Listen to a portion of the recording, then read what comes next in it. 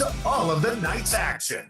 You're tuned in to VSiN Live on Mad Dog Sports Radio. Patrick Meagher, Dustin Swedelson, VSiN Live. All right, VSiN Live, Mad Dog Sports Radio, as we say hi, open up a new week on a January. Where am I? June 9, 2025. Thrilled to be here. Patrick Meagher, Dustin Swedelson, Nia Hardman, New York City, Ryan Smith in Las Vegas on YouTube. Make sure you jump on the YouTube at VSiN Live. Hit us up with a sub, say hi, jump in the chat. We are thrilled to be here. If you're betting the hockey game, don't forget to go over to vsin.com/subscribe. Sign up, $9 August 1st. You get everything we offer, including the horse winners over the weekend, the golf winners over the weekend, the tennis winners over the weekend. And we've got a lot to do to start the program. A big week here on the show. As we open it up just quickly on Game 3 tonight, if you're not watching the hockey tonight, listen, I don't know. The Crown replays, you watching Ozarks? I mean, you dialed in. Like, this is going to be, I have no clue how Florida, now we've had 3 overtimes in 2 games, and I have no clue how you're looking at a $144 on Florida at home. To me, it's pretty obvious what you have to do with this hockey series. You take the dog, you get to Game 7, and you figure out what you want to do, because we're headed to a Game 7. This has been an all-time epic. Again, prisoner of the moment a bit.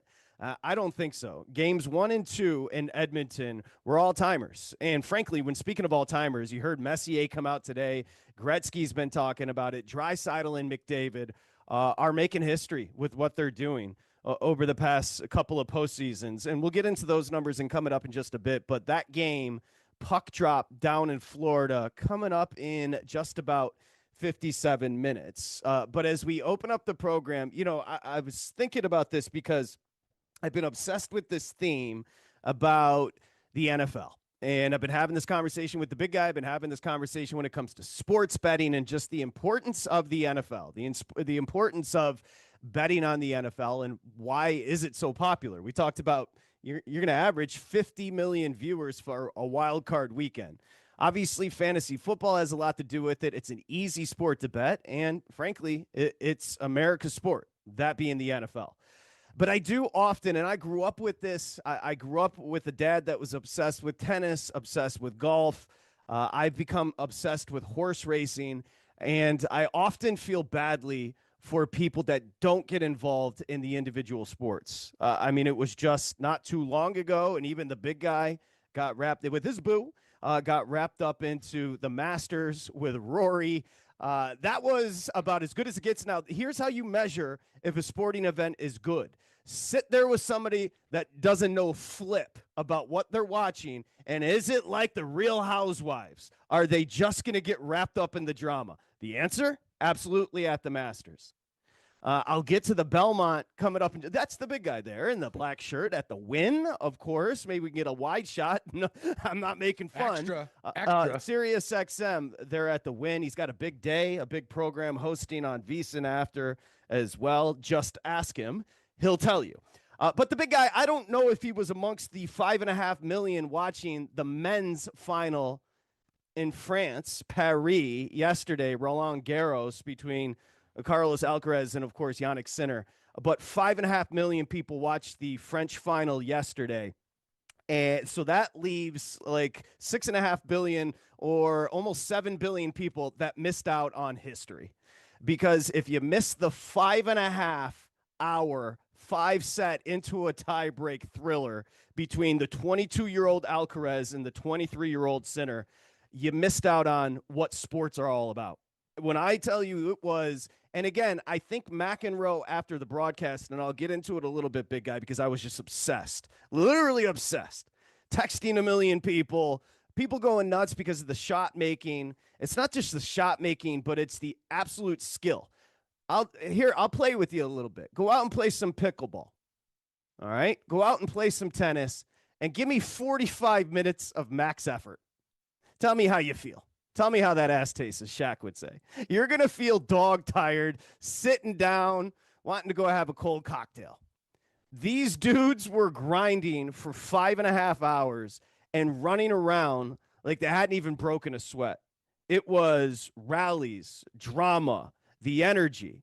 And we've had the big three. Dustin knows the big three. Of course, Federer, Nadal, and Djokovic. But we have a new era, and Sinner and Alcaraz are certainly part of that new era. Already, Alcaraz, who's just 22, just turned 22, he's the third youngest to collect his fifth major. Sinner had won the previous two majors coming into this. Sinner hadn't dropped a set coming into the final, opened up 2-0 the first, second set against Alcaraz. Alcaraz, you could have bet him like 40-1 to come back and win at that point, and he did. And that's the thing, big guy, and he did. This was an epic comeback. This was an instant classic and captivating theater.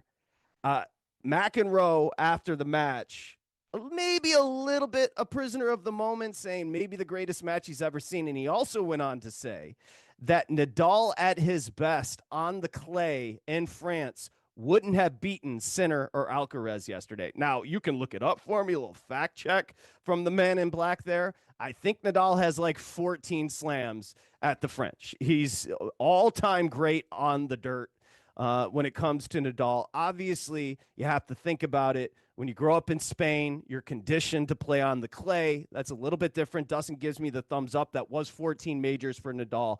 Nadal known for his stamina. Nadal known for his endless work rate. Nadal known for, obviously, his powerful ground strokes.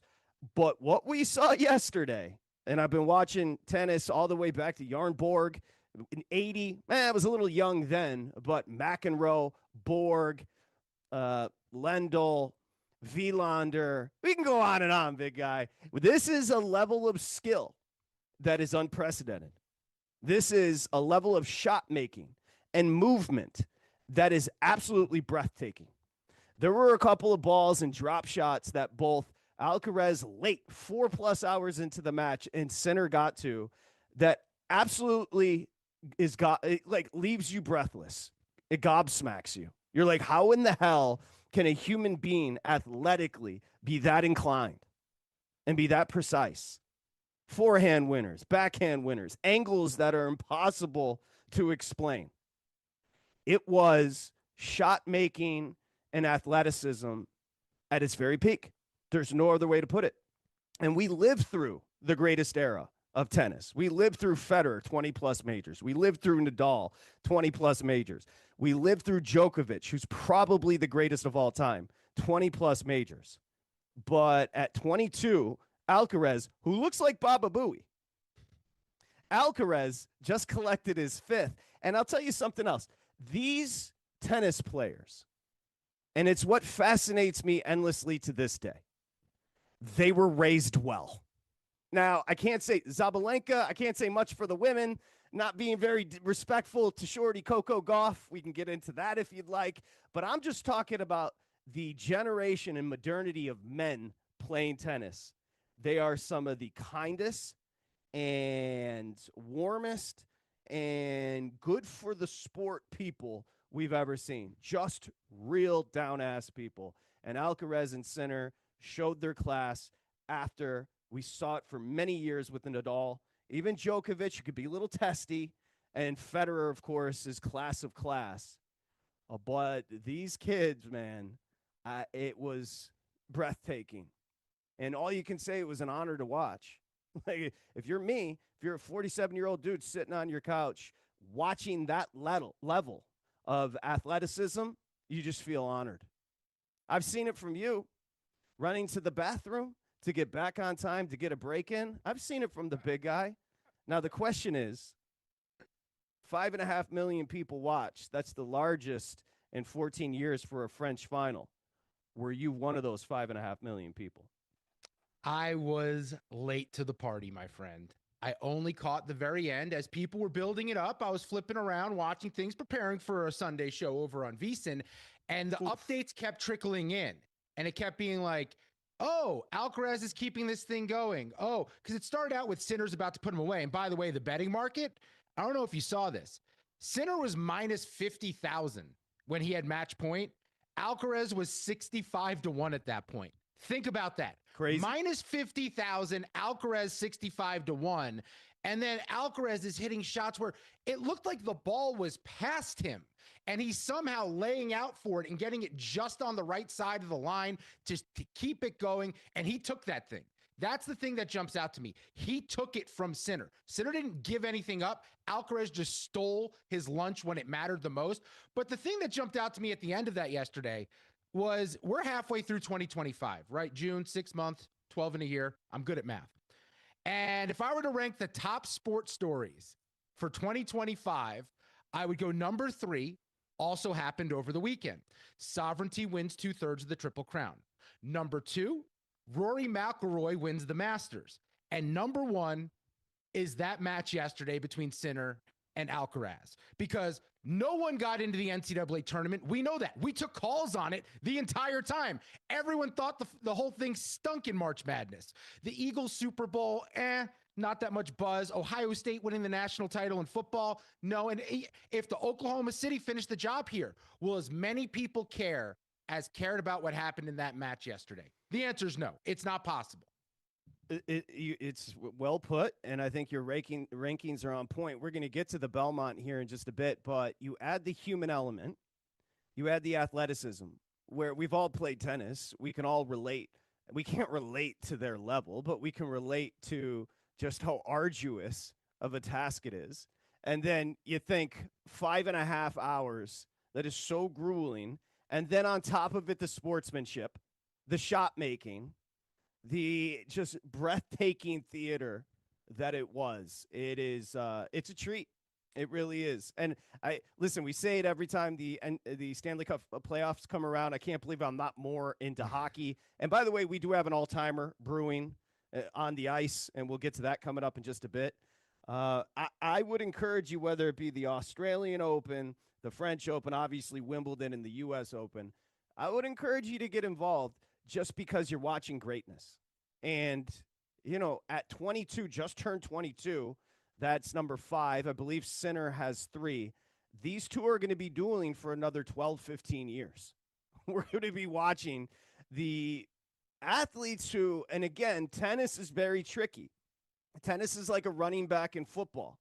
Once you get to 28, 29, 30, you generally start to see a decline. That was back in the day, but we just saw it with Nadal, Djokovic, and Federer. They played well into their 40s because training, a la LeBron James, has just become that more advanced and precise that we could be seeing, 18 more years of Sinner and Alcaraz. I'm not sure we're ever going to see anything better than we saw yesterday, but it's going to be a hell of a lot of fun to watch. Yeah, I think that's a huge part of this is, 1, the age, 2, the rivalry. They've won the last 6 Grand Slams, the two of them. So that means we're in for something here where they're just going to be going shot for shot back and forth for a very long time. And like when we were growing up, it was like Agassi and Sampras, and there was a few other names in the mix. Then you mentioned the big 3.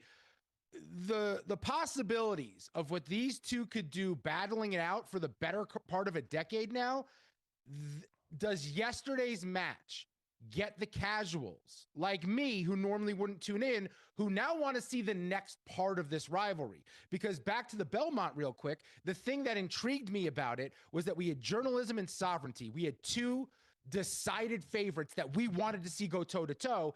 And now in tennis, it's abundantly clear these 2 are going toe-to-toe for a very long time. It's going to make me want to tune in more in the future. Well, I think I've written down a few, and 888-623-3646. Of course, we'll get to the Belmont, and then we'll set you up betting-wise on tonight's menu, including Game 3 of the Stanley Cup Final down in Florida. I've written down a few. First off, yesterday, match of the year, that's unquestioned. You could start to argue match of the decade, and some are putting Alcaraz and Sinner's final at France in the match of all time. Now, I've written down just a few. Borg McEnroe, 80 Wimbledon. Go back and watch it. It's tremendous. I've got 19 Djokovic and Federer not too long ago. That was a 5-set stunner. Federer at the time was 37. Djokovic wins. Djokovic, Alcaraz also in 23 at Wimbledon just a couple of years ago. The greatest match of all time, and books have been written about it, and one great book in particular. It's not really close. It was Nadal, Federer, 5 sets, 08 Wimbledon, into the night as the sun set in England. One thing to make clear, Dustin, that was the 18th meeting of 2 of the all-time greats. Now, Alcaraz and Sinner probably a little young to have the anticipatory nature of that match and then have everything live up as far as expectations to what actually happened at Wimbledon. But if you're just talking about shot making, as you mentioned, if you're just talking about raw power, energy, rallies, all encompassing, yesterday was as good as athletics get. And like, if you want to go back to the Masters with Rory, there was a lot to that because you were watching an individual battle demons. And Alcaraz is a person that can get in his head.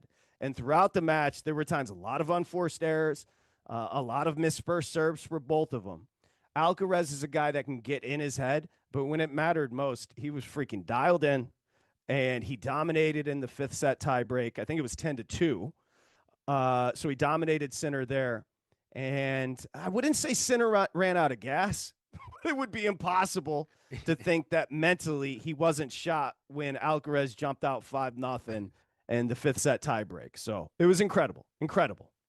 Yeah, I've always struggled to like get into the individual sports. I don't know what that is. I've always just enjoyed the team aspect more. But the thing that becomes so clear when you see two guys battle that way, and where Sinner has to give credit at the end of the match to Alcaraz because he won, he took it, he ended up beating him even though he was this close, Sinner, to getting the job done, is there's no one to blame, right? We'll watch a football game and we'll go, yeah, well, Dak Prescott would have won if the defense would have made a couple stops today. There's someone to blame. Or a pitcher, Paul Skeens, will have a great performance and we'll say, yeah, but the Pirates don't score any runs, so it's not his fault his offense doesn't back him up. In an individual sport, when it's a match like that, specifically in tennis, where you're literally volleying for every point in the match, it just jumps out how much pressure is on these two individuals to come up and find a way to win. And I think that at its highest level is impossible to beat in sports. Yeah, I think you framed that perfectly. There's so much pressure. The eyes of the sporting world on the two of them. They're standing out there on the clay by themselves, mano a mano. You know, they've dueled many times in the past. They know what each other are capable of. Just exquisite. Bravo to both Carlos Alcaraz and Yannick Sinner. The French Open was an instant classic, and you can just go back to the fifth and final set and to the tie break if you don't want to watch all 5.5 hours, and you'll thank me later. Well, some of the shots are just absurd, but I just think it's my list that I came up with that you agreed with. Alcaraz and Sinner 1, Rory winning the Masters 2 as top stories of 2025 in sports, and then Sovereignty 3. But if we're going to start potentially looking at 4, it's the Stanley Cup final and what's going on right now with this series. It has the potential to be 4 or 3 or maybe even 2 on the list. Who knows by the end? And we're going to get into that and wanted to transition before we do into the Belmont at Saratoga on Saturday.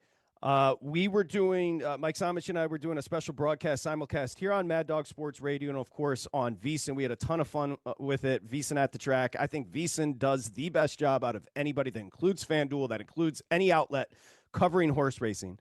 Get to know the horse racing coverage at VSiN because it's exquisite, and it's not because I was on the broadcast. I'll say that. It was a good broadcast, though. It was fine. It was good. I would say But that. you know what? You know why it was a good broadcast? Because the race delivered. And so we should discuss. One, will we be having Bill Mott on the program? He is the trainer of Sovereignty.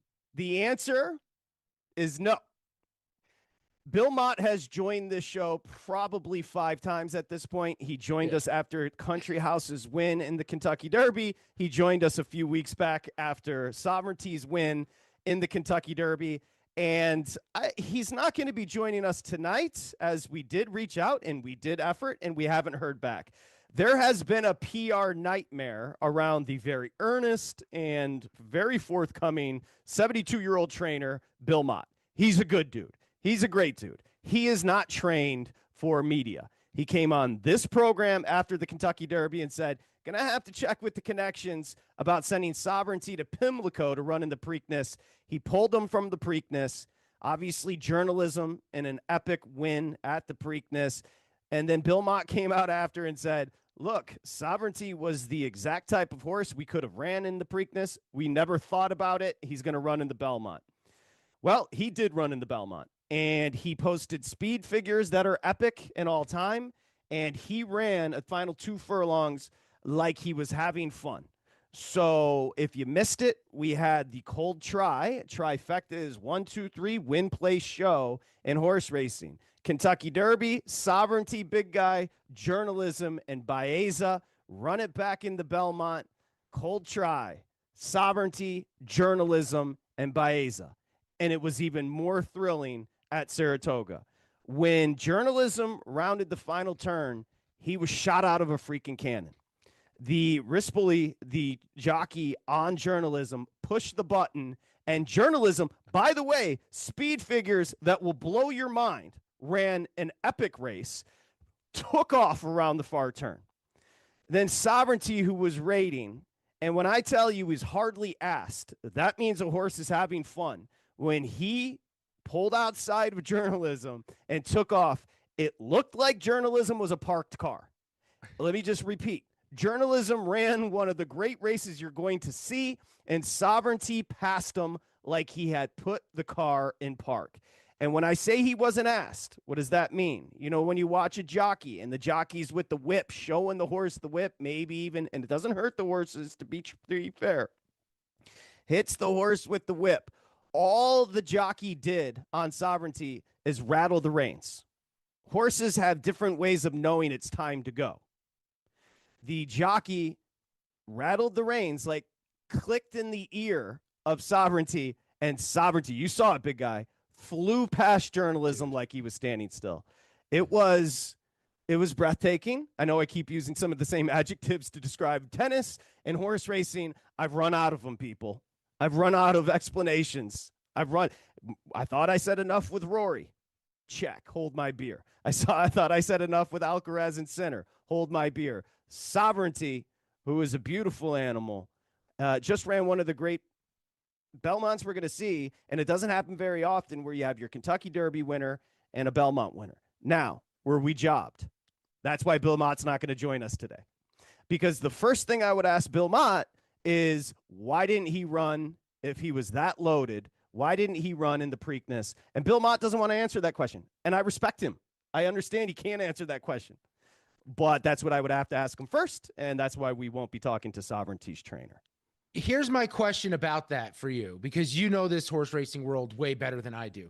Had Sovereignty ran that race at the Preakness and lost, right, had not ended up winning the second leg, would we have seen that horse run at the Belmont, and would it have been a ding that there was a loss along the way for him there? I think that's a good question. I'll just tell you this. Sovereignty was not losing the Preakness. There was a debate, and journalism is a great horse. We could be looking at something. I think I texted you this yesterday when talking about texting Bill Mott. I said we could be looking at a horse that is very, very special. Now, he's going to continue on to the summer season, whether it be the Travers, the Jim Dandy, the Haskell. I'm not quite sure. The Travers is the fourth major when it comes to horse racing there at Saratoga in August. My expectation would be you'll both see journalism and Sovereignty. Sovereignty is going to win that race. Sovereignty is going to win every race he's entered in moving forward. He is a loaded freaking monster, and I mean that in positive terms. Can I make the horse is not a monster? I just want to be clear. Can I make it a what if positive as well here? Because is there any part of this story with the horse missing one of the two legs where technically when it's decided to run, it's won? It's 2-0 in the Triple Crown, and you don't get a loss for a race you don't run in. Is there any part of Sovereignty and how it's viewed big picture that the what if adds some mystique, wondering what if it ran all three legs, where we just look at this horse and say, I don't know what it could have been, but I know what I saw was amazing. And because of that, that actually helps the horse's like historical perspective? Well, you and I want to know that answer. And that's why you and I won't be talking to Bill Mott today. And then the last point on it, you hate this, but credit to you. You were on Sovereignty very early. You loved him in the Derby. That was yours. To be fair, I rode with, and again, nobody's better in Samich, but I was trying to catch a price at 3.5 to 1 with Baeza, but thank you, big guy. I did love Sovereignty and the Derby. I'll say this. It was, It was, I don't know why I get so excited about these and it's not individual. Obviously, it's 8 horses in a race and it's 2 tennis players in Paris. But I think you said it with football, where a defense can let an offense down or an offensive front can let Dak Prescott down. There's something about the individualistic element that just adds to the theater. And that's what I felt coming out of the Belmont at Saratoga.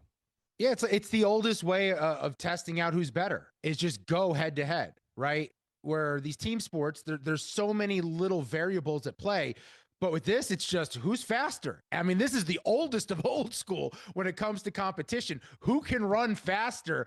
And in this one, it looked like I was watching Fast and the Furious and Dominic Toretto was on that horse and they hit the NOS button and just took off into a different stratosphere. I don't know. That horse was just messing around with everyone saying, oh, is everyone having fun jogging? Well, it's my turn now, boys. See you later. It's ironic that you say having fun, because in horse racing, they say the horse won for fun.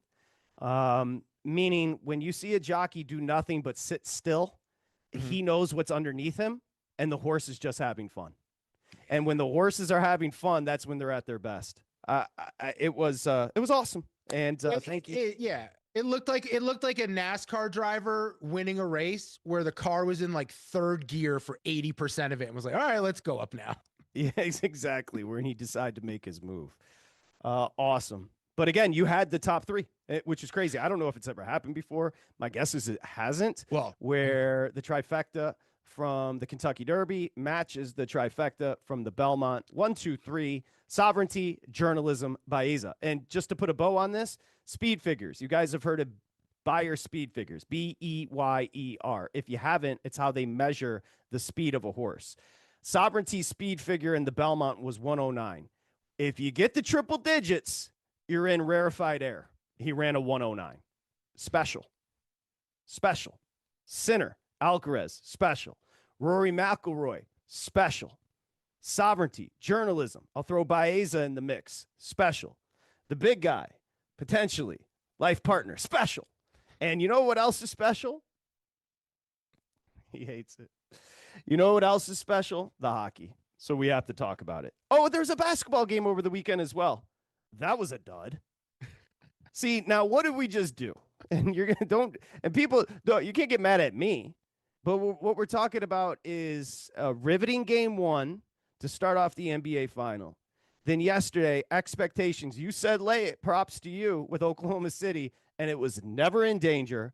We go from, with these series, we go from great edge of your seat theater to dud, to hopefully another great to dud. We cannot string together greatness in these long basketball series. That's factual.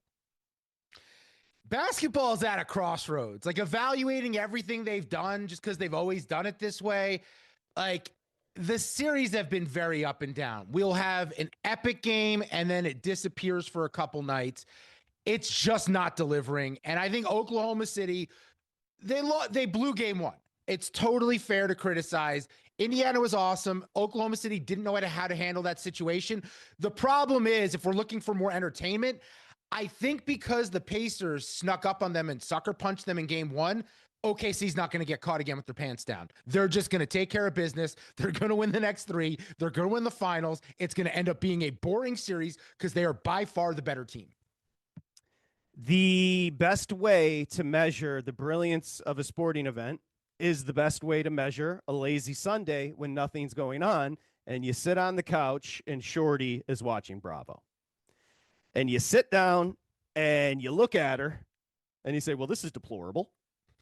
And then you look back at the TV and you go, huh. So wait, she's banging her best friend's friend? And you go, tell me more. Like, what's the deal? Where are these people's scruples? Who raised these people? And then you find yourself 6.5 hours into a marathon and Courtney can't stand Chloe. Now you're dialed in.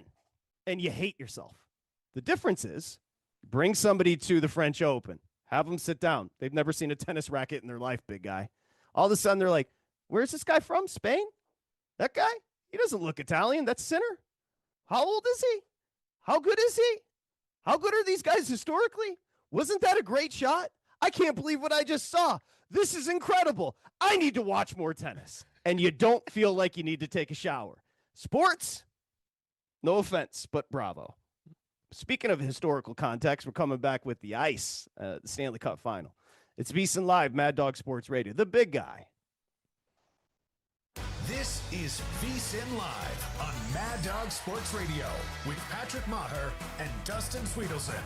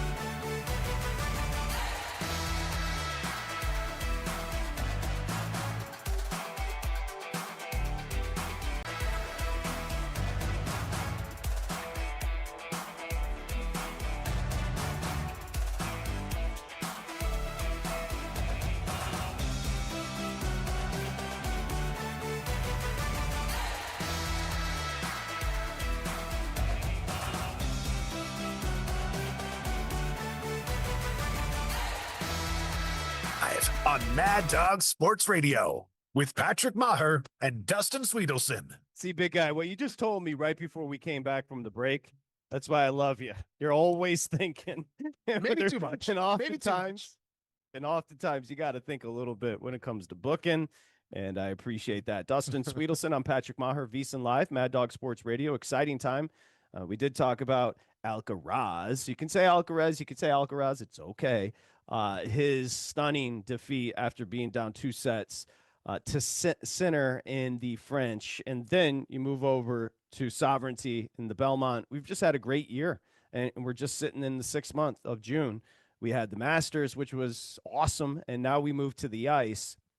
And we had a double overtime winner with Marchand, who Marchand joins the Panthers, and he's just the perfect mix of Panther hockey. I can't believe I'm saying that there is a brand of hockey being played in South Florida, but that's exactly what they do. They're completely unafraid. A 5-4 winner in double overtime in the second overtime there with Marchand up in Edmonton to tie up the series at 1. That comes off the heels, big guy, of the Draisaitl game winner in overtime in game 1 last Wednesday with McDavid setting him up. What's new? That's what those two do. But we've got something brewing on the ice, and I'm not going to force you to watch it. I'm not going to tell you, what are you doing? You're an idiot. I don't know anything about that. I just know if you like sports, this Stanley Cup final is incredible. You're not going to see a dud. I can promise you, you're not going to see a dud, and that again continues tonight in Game 3 in Sunshine, Florida. Yeah, the energy's palpable. You can feel it from the second the puck drops. It's intense. McDavid's the play he made. Was it Friday night to set up that goal where he broke ankles along the way like it was And One mixtape in 2001. It was one of the great plays you're ever going to see in sports.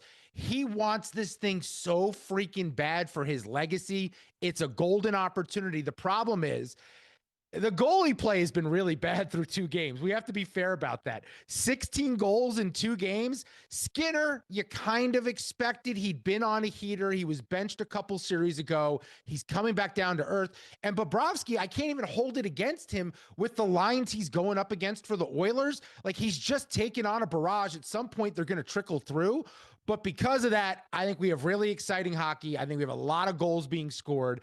Going back to Florida here, where Florida, if they don't win that game 2 in overtime, they're in a bad spot here. They might win tonight, game 3, but they're not winning the series. Going back home with the series tied 1-1, we have absolute freaking juice to go 7 here. I would generally agree with you, but I think these two teams are a little bit different. And we saw it in the Stanley Cup final last year, where Florida wins the first 2 at home. They won the third on the road, and then McDavid, Draisaitl, and the Oilers went on to win the next 3. And then it went back to Florida for Game 7, a 2-1 winner for Florida, hoisting Lord Stanley, where I would tend to agree with you. No, that's fair. I just don't know. These two teams are built just a little bit differently. Now, as far as the betting market, and again, the picks over at VSiN.com/subscribe, the betting market, once you see a team like Florida, home ice does not matter like it does home wood. Once you see a team jump close to 150, you automatically jump to the plus team, because there is nothing separating these two teams. Now, you could argue the difference is in net. Bobrovsky did outplay Sinner in Game 2. However, Sinner had been, like you mentioned, after getting benched, had been awesome in the postseason, not exactly standing on his head, but he's played really, really well between the pipes. I think tonight you have to go Edmonton. They've adjusted the total to 6.5. That's what happens when there's 5 goals scored in the first period of Game 2. No, look, the pricing of this is going to be fascinating, because I'm just at a point where I'm with you. I think they're so close. If they just made this -110 on both teams, I'm not betting it. I don't know. But as long as I can get a plus price on one of them, and there's been so many goals scored in this series to start that things could just become chaotic, and I can get plus money on a team, and it's Edmonton, and I think they're going to be uber aggressive. I got +120 on them today. If they score first and the market adjusts in game, I can go plus money the other way on Florida, lock in a profit, and be sitting in a good spot. But I'm just going to bet whoever's plus money from here on out in this series, and I think I'm going to end up winning money. I completely agree. We talked about it on Saturday with the horse racing show. Samich was like, do you think that Florida should be laying $1.45 at home? And I was like, I'll take the plus. I will take the team catching in this series. That means the dog. I will take them until we get to a Game 7, and maybe I'll adjust. But my assumption would be I'll take Florida as a dog in Edmonton, Game 7. Yeah, and by the way, we both like Florida to win the series. So that tells you everything you need to know. It's just the situation's too perfect. I think Edmonton is so crazy on offense. They're not going to be intimidated on the road. And they scored within like a minute the other night? They're locked and loaded offensively. Because of that, I think they're the only play tonight. You have to back Edmonton. I would agree. Now, you can bet if you're looking to have some fun, maybe you think defensively they tighten down a little bit.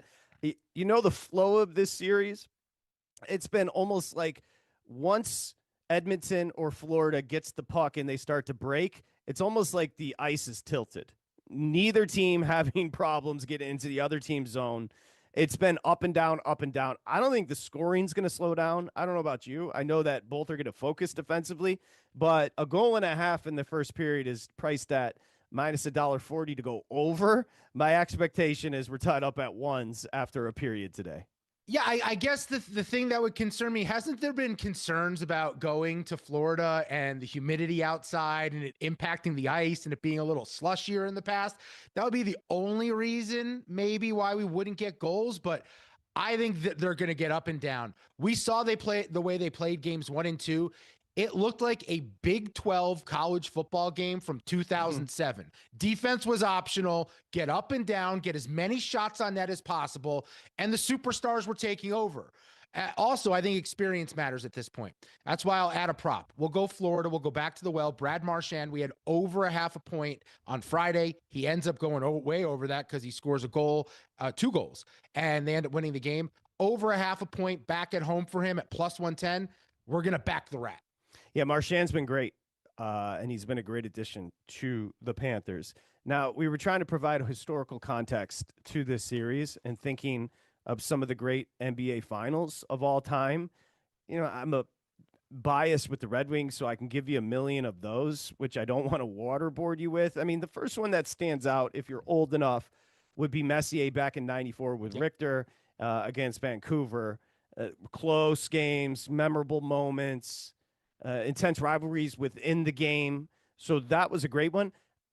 I feel like, again, I feel kind of naive to say that this is shaping up, but certainly after games 1 and 2, with the talent on the ice, Florida goes 4 deep. Edmonton, certainly a deep team, but they have 2 of the greats, 2 Hall of Famers already at 28 and 29 years old, and Draisaitl and McDavid. They've got Hall of Famers. The star power's there. It's Canada. It's the United States. There's a lot there. There's a lot there through 2 games to like historically. Yeah, we're shaping up nicely. Yeah. So I went, you gave me a little research project, find, the greatest series that we've seen.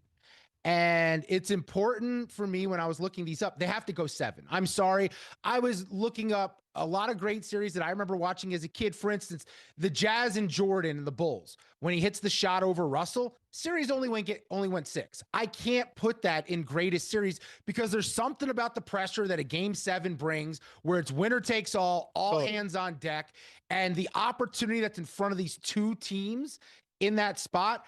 So I got 2 in hockey, I got 2 in the NBA, and I got 2 in baseball that jumped out to me that we can go through. And if I miss any, at VSiN Live, at Dustin Swedelson, or call in and let us know what you think was the greatest championship series you ever saw. That's a good job. Do you want to give a hockey one? I mentioned 94, the Rangers. The Rangers have great fans. Vancouver, obviously, that's the United States. That's Canada. That's one that stands out to me. I can think of a couple that Boston, in fact, I think Boston, Vancouver was involved in a great one. Is there one that stands out to you? So one of the hockey ones I have is 1994 Rangers over Vancouver in 7. The Messier guarantee, first cup for New York since 1940, at home, Madison Square Garden, rocking for a game 7. And then you think about the run there, right? The Stephane Matteau goal to get past the Devils. It's a legend. It's one of the greatest calls in the history of sports to go to the final. That, to me, the Rangers, what the Rangers mean as an original 6 to get that Stanley Cup. They haven't won one since, right? 93 was massive. I remember as a kid, how old was I? I was 8 years old, and I was at summer camp. And the whole camp, because it was during the final, was chanting every day 1940 as we got ready for our day. Now, in some parts of the country, if they're chanting 1940, you start hiding. But when they're doing it for hockey, it's a good thing. Yeah, I would agree. I would agree with that. Certainly not. kind of a tenuous time in this world's history. Yes. I'd say the Penguins in Detroit. Maybe it was 08. Fun. Was that one? Nope. 08, 09-ish, somewhere in there? Now, all right. So 09, Detroit was looking for their second straight cup. Red Wings won games 1 and 2.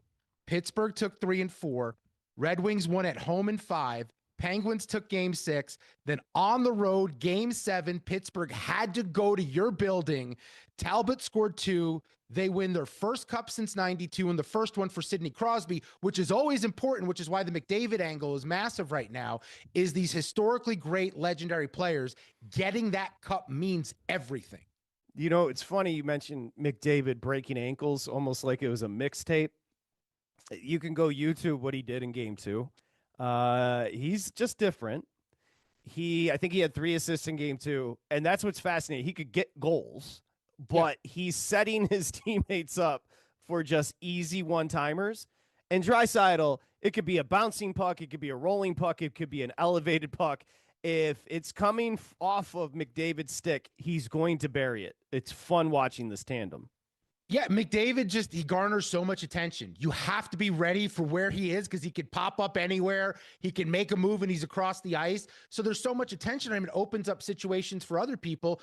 And it's the only comparison I have is Gretzky, because Gretzky could have been the greatest goal scorer of all time, but he just chose to make others around him better while also getting his own.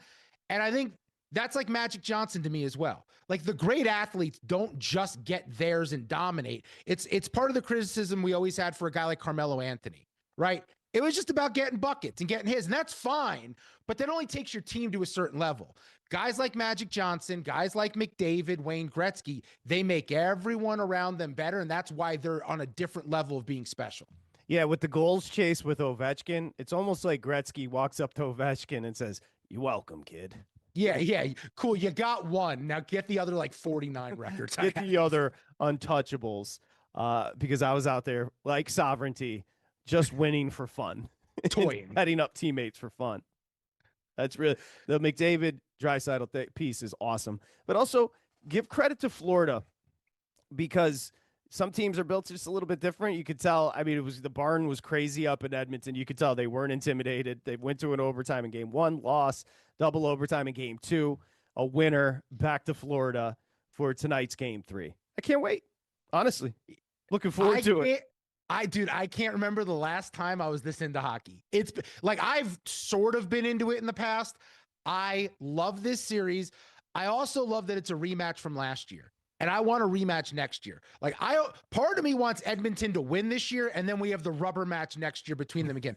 Hockey needs a good rivalry. We need two teams to be at the top and constantly meet in the biggest moment in the sport. It's a good thing for hockey.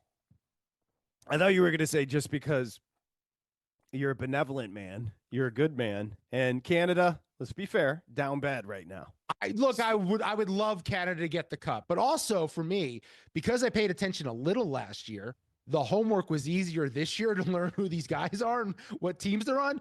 Even easier next year if we're back in this situation again. Yeah. You can impress your friends knowing the goalies of both teams, because we've seen them now, hopefully for 3 straight. Yeah, it's been incredible. There's the hockey. We're both going to be on the plus money Oilers tonight. You've got Marchand to record. What was the number? A point, just a point. Yeah, we just need has to get an over assist or a goal. Anything. I like that. And I also like the over 1.5 in the first period. I don't expect the scoring to not continue between these two teams. 888-623-3646. The adjusted series price in the NBA when we return. And get ready for this one, folks. It's VSiN Live, Mad Dog Sports Radio. This is VSiN Live on Mad Dog Sports Radio with Patrick Meagher and Dustin Swedelson.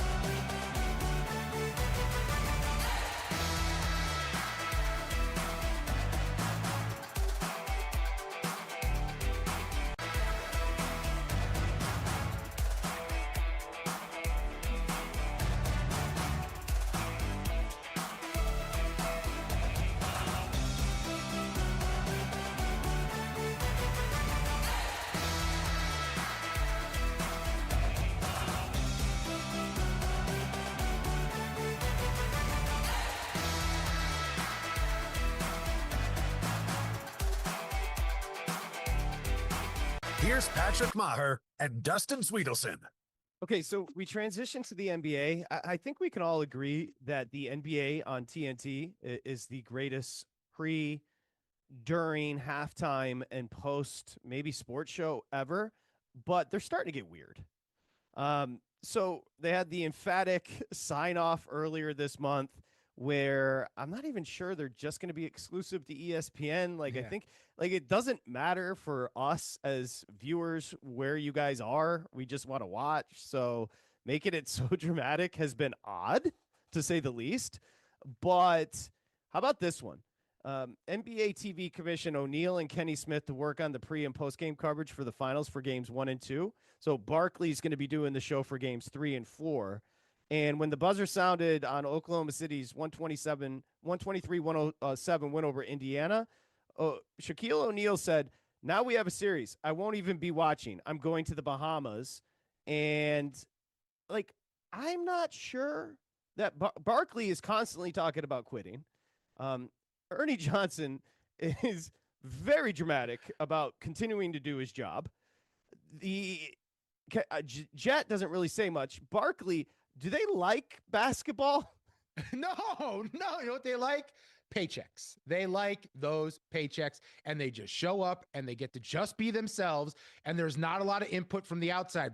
Everything I've seen about their move to ESPN is basically like Charles Barkley's waiting for ESPN to tell him not to do something or not to say something, and he's out. That's where they're at. They just want to be told not that they're not allowed to cross a certain line. And he's like, "I quit. This is stupid." Yeah, there's a little something unseemly and a little uncouth about it. It's like, listen, we all prefer the four of you on our lives talking NBA, but if you hate it, we'd prefer you just go do something you like. It's like, no, the brag that you're not going to watch the NBA finals as Shaq was doing, I don't think it's as cute as he thought it was going to be. No, it's a weird dramatic thing too, right? This dramatic sign off of the attention and the eyeballs, and you and I talk about this all the time. It's to get that Twitter reaction in the moment because something bad emotionally is happening to you theoretically, and you want that pity party. You want everyone to tell you that they feel for you, and then life moves on. And now we're going to see you again anyway. So what are we doing exactly here? Yeah, no, I thought they signed off last year, and then they had another year on TNT. So I've been confused the whole entire. They did a big sign off last year, and they were right back at it beginning of this season. I was confused. Speaking of which, we've got game 3 Wednesday, so got a little time to wait here. Oklahoma City and Indiana tied at 1s, and Oklahoma City is a 5.5-point favorite in Indiana. The number feels right to me, can't lie. Now, the series price opened $7. Oklahoma City dropped the $3 Oklahoma City after the game 1 loss. We said that's a cheap price. Go ahead and jump in. What is the adjusted series price now with Oklahoma City and Indiana moving to Indiana for game 3?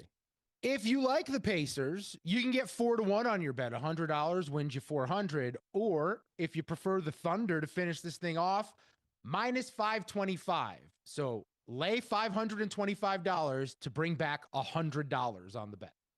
Minus 520. So it's shorter than it was pre. Slightly. It was 7-1, 750. We dropped down to 3-1 after the game 1 loss. Now we're back up to 525. I still think that's a tremendous price on Oklahoma City. Yeah, I want to see if I could pair Oklahoma City series price tonight with whoever's playing the Rockies tomorrow on the money line, because that feels like a winner. So we're going to get more into the series coming up next with our buddy Zach Harper. Did Oklahoma City figure out the Pacers yesterday? We'll get that answer coming up next. VSiN Live, Mad Dog Sports Radio. Covering the spread all night long. This is VSiN Live on Mad Dog Sports Radio.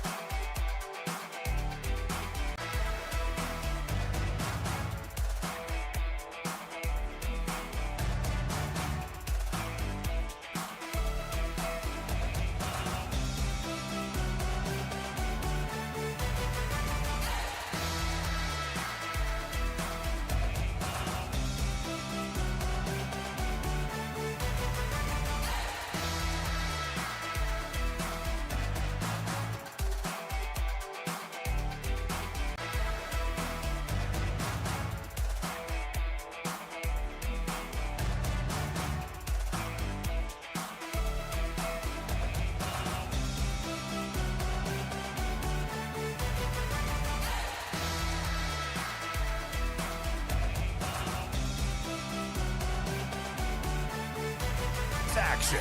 You're tuned in to VSiN Live on Mad Dog Sports Radio. Here's Patrick Meagher and Dustin Swedelson. Okay, VSiN Live, Mad Dog Sports Radio, as we welcome you back. We are just a few minutes away from puck drop. Game 3, Oilers at Panthers. That series tied up at 1 is a great one. You can get a plus price on the Oilers tonight. You're probably about $1.45 on the Panthers at home.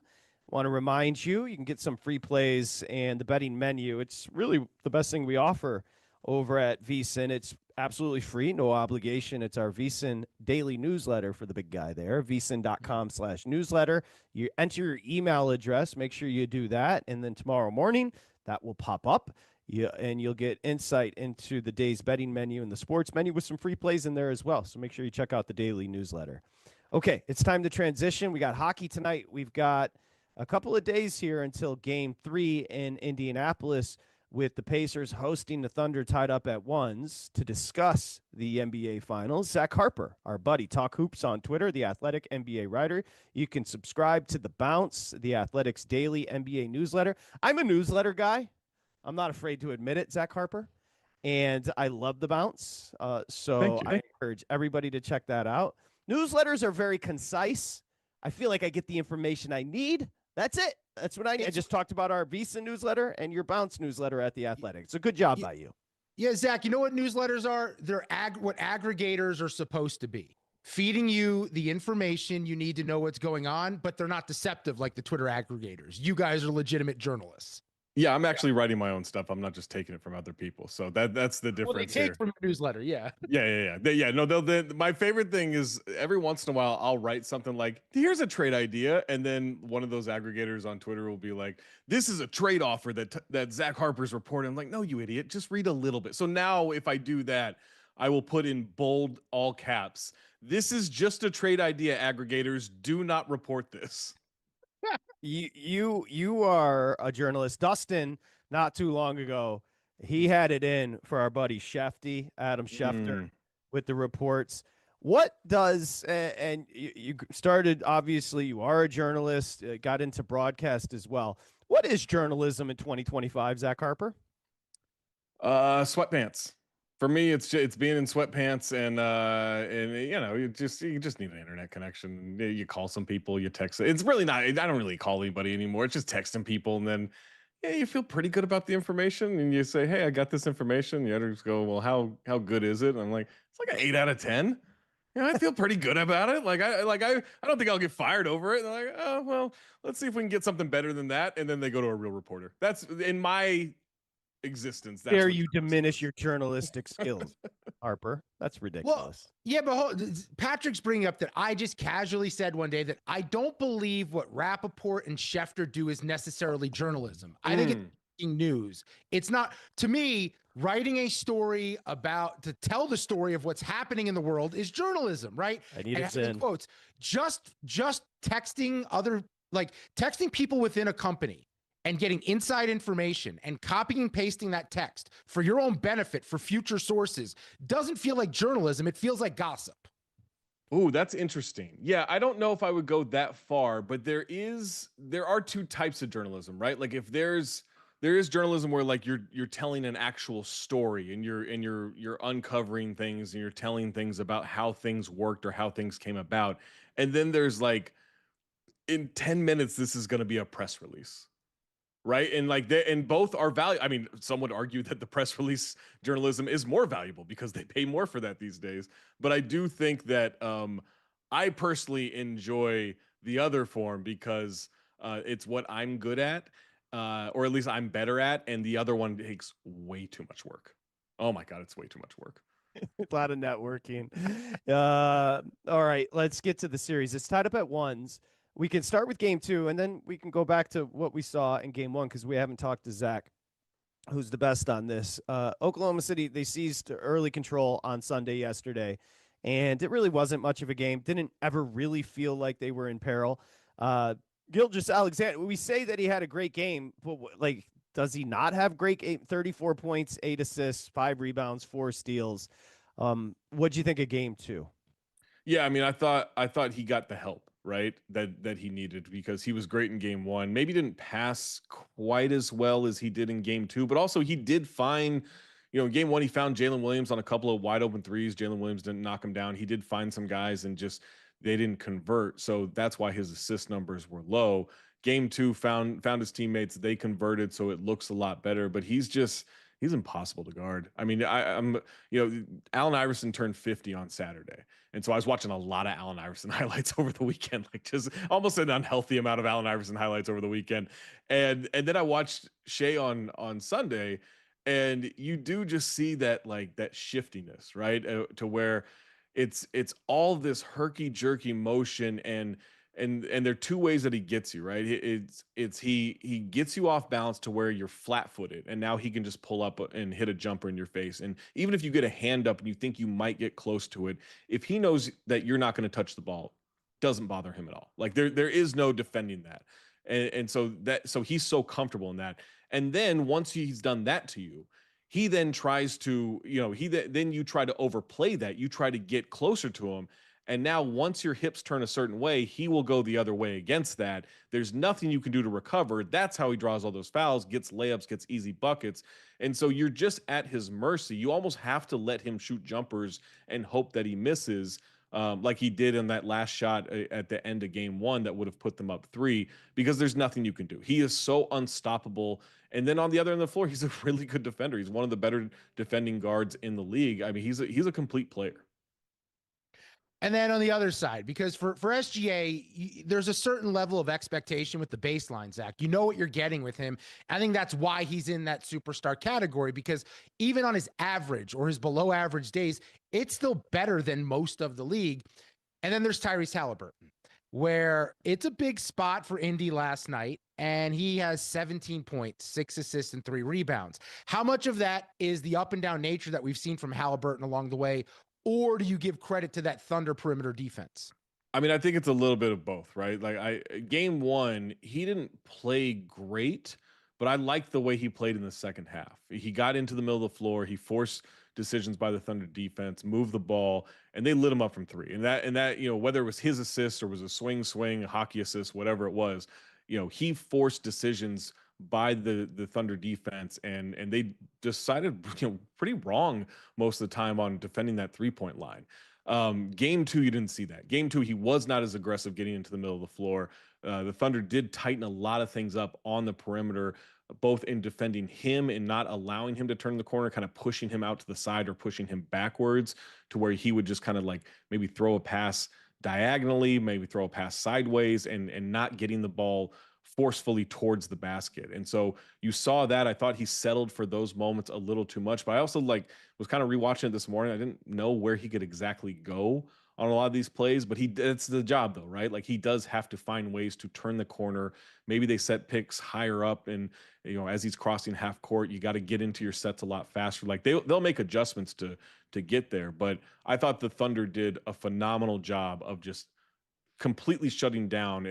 They didn't allow that left corner 3. In game one, Indiana was 8 of 10 from that left corner 3, 5 of 5 in the second half. That's where that comeback happened.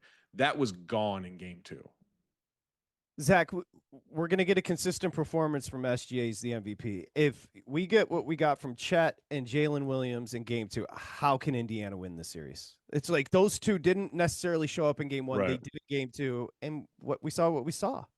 I mean, it'll be with the shooting, right? It'll be with the 3-point shooting and getting into the paint. It's not easy to attack this defense, but I do like the way they attacked the defense in game one. And so it's just kind of fighting fire with fire. And the thing about Indiana is they don't really quit. Like they were still trying to get back into that game. They just didn't play well enough in game two to make that run. They were still kind of chipping away here and there, but then the Thunder would just clamp down and put an end to that. They went on that little 10-0 run at one point when they were down 23, cut it to 13, boom, 10-0 run right back for OKC.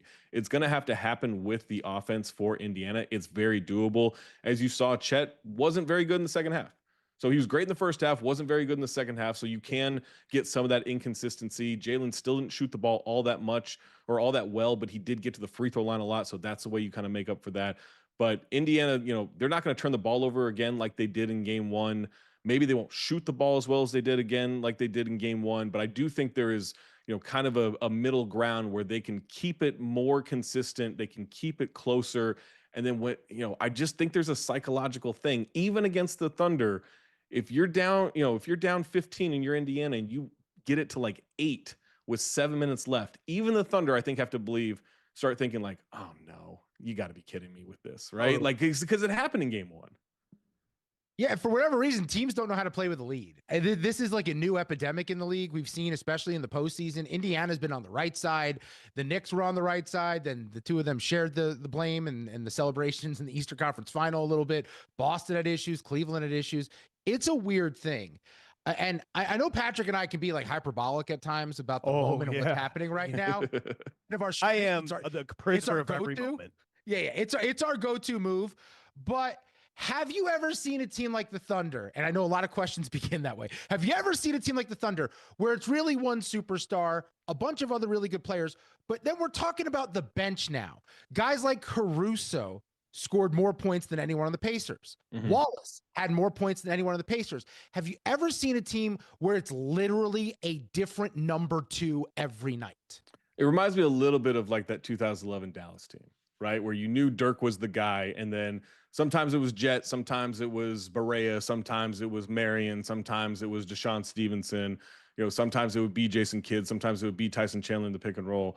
More often than not, it was Jet, right? But yeah, like it reminds me a little bit of that, but not to this extreme. I mean, this is pretty impressive. The thing about the Thunder is they don't have any holes on defense. Everyone they put in the game can defend. There's no weakness to attack on that end of the floor. And then on offense, everyone can knock down a shot. Like Caruso's not a great shooter, but he's a guy that, like, it's not like he takes a corner three and you're like, what are you doing? Don't do that. Like you trust him to knock down an open corner three.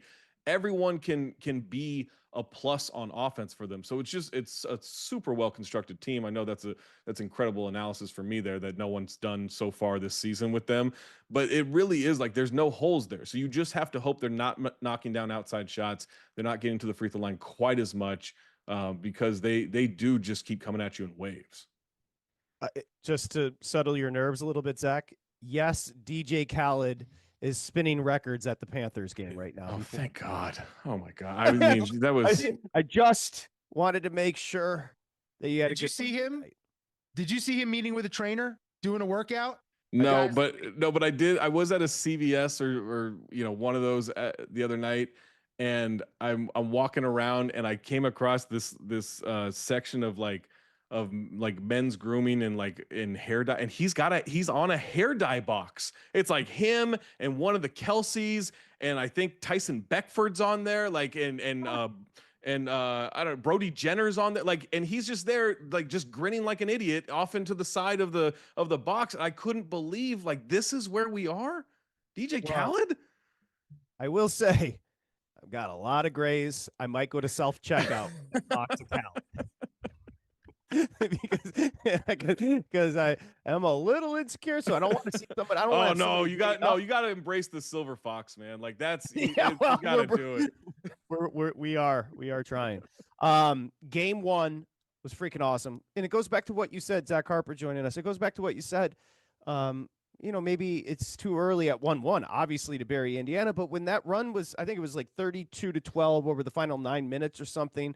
When it was happening, it was like, oh yeah, this does feel right, because Indiana's just kind of built that way. They believe, and I don't know what momentum is, but you could just feel it in game one. Yeah, and that's the thing. Look, I understand people saying, hey, Tyrese Halliburton's got to do more. And I agree. He does have to do more. But kind of the beauty of that team is it's not about him just taking shots. It's about him making decisions, right? It's about him making the right decision, and everyone else is ready. And it's not quite like that Hawks team in 2015 or 2016 where it was like, we're a team and we win as a team, and look at this dumbass Eastern Conference Player of the Month where we all got it. It's not that, which is just the worst award in sports history. Just the absolute worst. But it's not to that level, because it is him orchestrating the whole thing. And so everyone's a threat. And so you can't just key in on Hallie and be like, all right, stop him and we're good. And that's the beauty of that, is that they don't stop. They don't care if they're down 15. They're 5-4 in the postseason when they go down 15 or more in a game. That's a dumb stat. Like they're 5-4 when they go down 15. Like it's almost, they should do this. They should like get hit in the mouth in a game and then they can feel alive. It's incredible that they don't give up in that way because of their pace, because they do wear you down. They did it to the Knicks, they did it to the Cavs, they did it to the Bucks, they did it to the Thunder in game 1. And even though the Thunder were still scoring during that run, they get hot from 3 and they just start believing in that, and it's just an avalanche for them. Yeah, I think my biggest complaint about Halliburton is that I wish he was a little more selfish at times, because I think he can drop 25, 30 on any given night. And sometimes I think he's a little too selfless, wanting to make sure everyone's involved, where there's times when he takes over and that's when that avalanche begins. I'm curious how Carlisle adjusts coming off of a loss, because one thing's been apparent to me during this playoff run. Rick Carlisle's not a good, he is a great coach. What have been your takeaways watching what he's done series by series here? Yeah, I mean, he's one of the 3 best coaches in the world. Like, I mean, he's unbelievable. He's one of the greatest ever.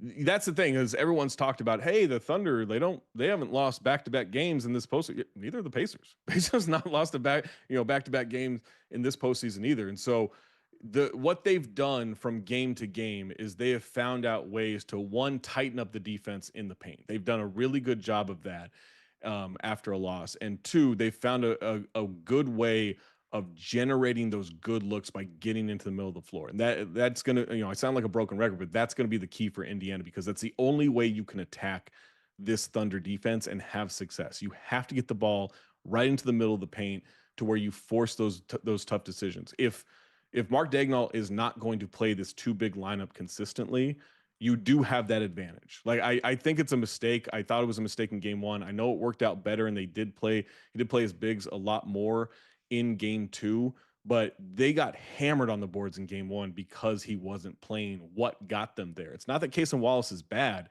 It's just a matchup where you're conforming to what Indiana does before you even play them.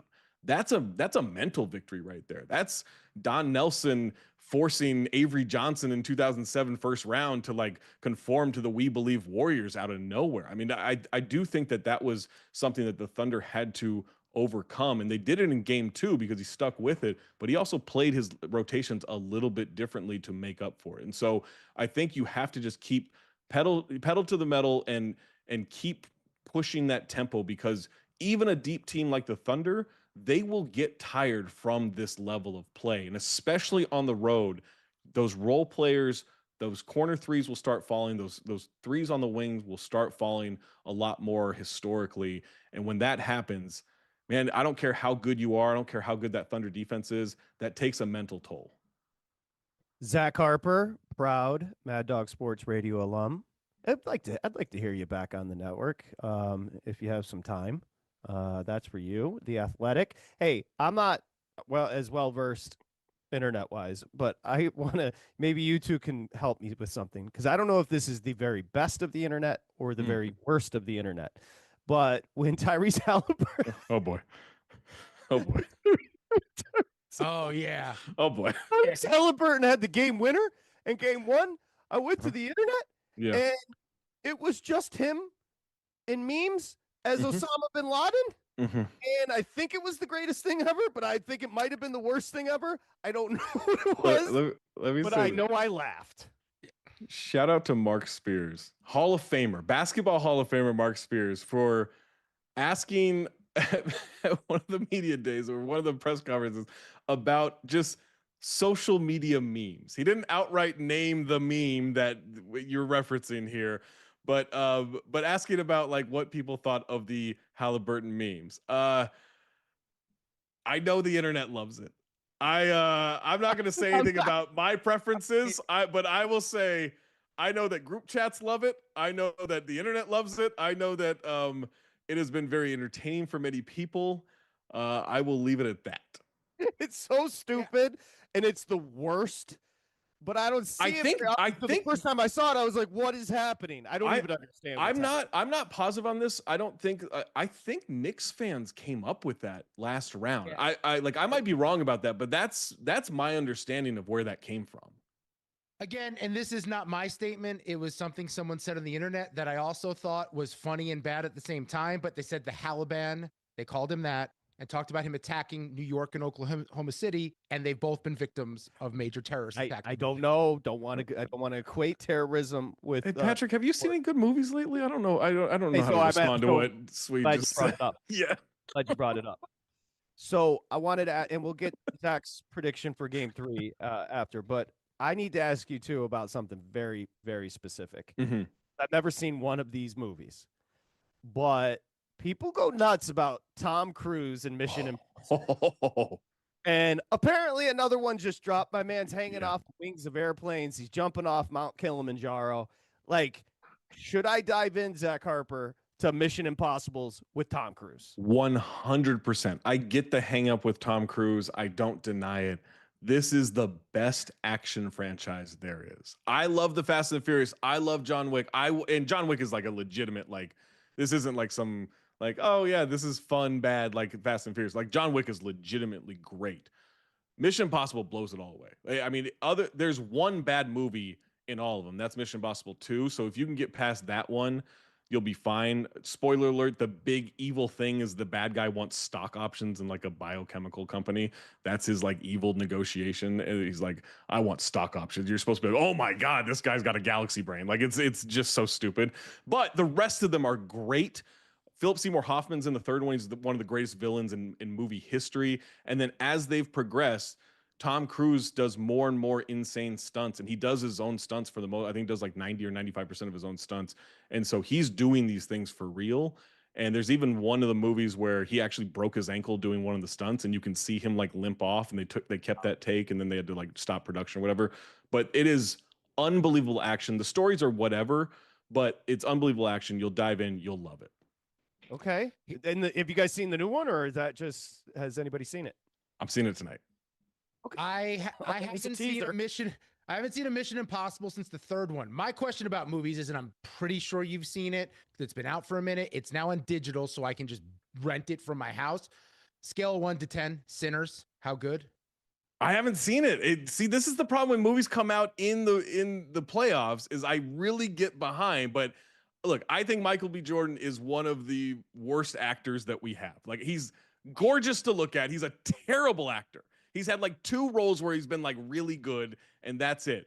But with all that said, and I know people who feel the same way about him as I do in terms of like his acting ability, those people have said he is unbelievable in this movie, and this movie is like a 20 out of 10. So I am very excited to see this. I do think it's worth the hype from everything I've heard, and I haven't heard one person say that it's bad. Yeah, that's what I've legitimately never heard of it. What is it, big guy? I don't know how to explain it where Patrick would end up going and seeing it. Every way I would describe this movie, he would end up saying that's stupid. It's about vampires. I believe it's not Twilight. Is it during slavery in American history? Something around there. I think that dude stinks even in the credit card commercials. I can't imagine him being good in a movie. Michael B. Jordan's great. He just plays Michael B. Jordan. What do you mean he's great? What does that mean? He's great at just playing Michael B. Jordan. He's great at being in shape. Yeah. Yeah. He's good to look at. He's a good-looking man. Everyone thinks he's great in The Wire, and it's just because of the scene where someone is yelling, "Where's Wallace? Where's Wallace?" Which isn't even him. They're just crying about his character, spoiler alert, being dead. And he's 12. Right. And then finally, look, we're all admitting we got a goal.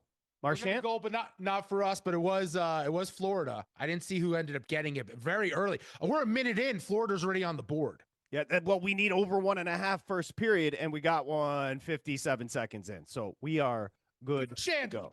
Marchand. Okay. The big guy. Zach Harper joining us. Hey, we all agree inside the NBA is the greatest thing that ever happened to sports broadcast. Absolutely. But I'm not sure those guys like basketball. Their attitude is very unbecoming at this point. I think they love basketball. I don't think they love today's NBA. But I also look, I don't think you go to that show for basketball analysis. I think you go to that show to see people have fun on a set. No, I love that. it. Yeah. I'm saying the comments like Shaq saying, I'm not going to watch the rest of the series. Barkley's like, go ahead and fight. Like, it does feel like the send off from TNT. Like, I just want to see those guys talk about basketball. I don't care if you're on ESPN, TNT. It's been a really odd, like. Yeah, like I also think there's a bit of a bit with it, like Jeff Van Gundy at one point like started he was like really leaning into being the curmudgeon on air, and it got weird. I think that they kind of leaned into this thing of like, oh, basketball today stinks and everything, and I'm not going to watch if it's not the big stars. And I think they kind of leaned into that, thinking like that was getting, engagement or comments or whatever, and then it just got weird. Okay. And then I think they're the best. I just want to be very clear. They're the best. So. And Zach, since we talked last, the Knicks got eliminated and they fired Tom Thibodeau. And They sure did. Like they had a plan in place to follow that move. I didn't hear that. Your thoughts on him being let go and who you would hire if you had to work for James Dolan and be the GM of the Knicks? I don't think you should handle firing a coach and then looking for the coach like most of us open the Postmates app of just like, I don't know what I'm going to do here. Like, I don't think that's how it should go. Right. Like, I think you should have a plan of attack here. Apparently they're going to try to go get Jason Kidd from Dallas. Maybe it works. I don't know. They'll have to send some picks for him because he's under contract for 2 years. If that works, great. I think he's a solid coach. If it doesn't work, they'll probably hire like Michael Malone, and it'll be like, hey, we got a championship coach, except the problem is that he doesn't get to bring Nikola Jokic with him. So I don't know how you run the give the ball to Nikola Jokic offense if he's not on the team. He's not a bad coach. I just don't think he's better than Tom Thibodeau. I don't think any of their options are better than Tom Thibodeau. Like, you probably have to go get an assistant coach like Johnny Bryant or someone who maybe is going to be really good. I don't know if that really moves the needle and upgrades what you need. I thought he deserved another chance for next season after what he did. I have no problem if you're going to fire him because you have a plan. It doesn't seem like they have a plan. So game 3 is on Wednesday. That sucks. I wish it was tomorrow. But anyway, the Thunder were laying 5.5 on the road. I know you're not a huge gambler, but when you hear that number, what do you think? I think the Pistons. I think the Pacers are going to win. Oh, Pistons. I think the Pistons are going to win. I think the Pacers are going to win. I think the Pacers are going to win game 3. I had Thunder in 6 in this one. I had the Pacers winning game 1. I think it's going to be 2-2 going back to OKC, and I think OKC closes it out in Indianapolis in game 6. I just think Indiana is going to feed off that crowd. They're going to feed off that energy. They're going to, really be in it for game 3 and maybe even like win by double digits, right? Like, I do think they're going to hit a bunch of threes and the Thunder are not going to shoot well. And then I think the Thunder are going to roll them the rest of the series. I think the Thunder are going to figure it out. But I do think game 3, Indiana is at a good advantage. Let's let Zach get to the movie. America does want to know, Mission Impossible tonight, will there be sushi before or after the movie? There will be. There will be sushi. Yeah, I knew that. Yeah. I knew that. I know, dudes, we run it back. If it worked we've been running it back. We've been running it back. If it worked one time, a California roll is going to get it done.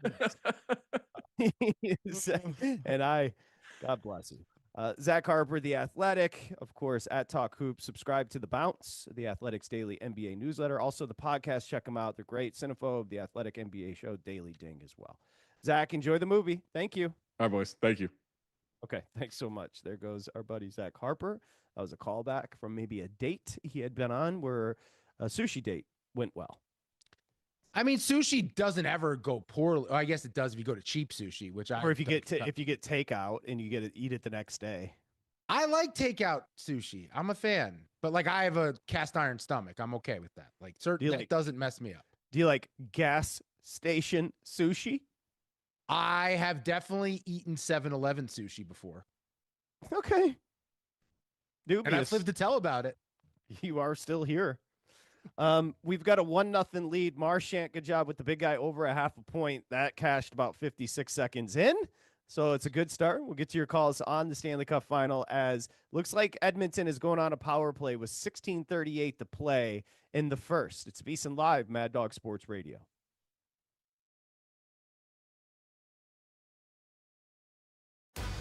is VSiN Live on Mad Dog Sports Radio with Patrick Meagher and Dustin Swedelson.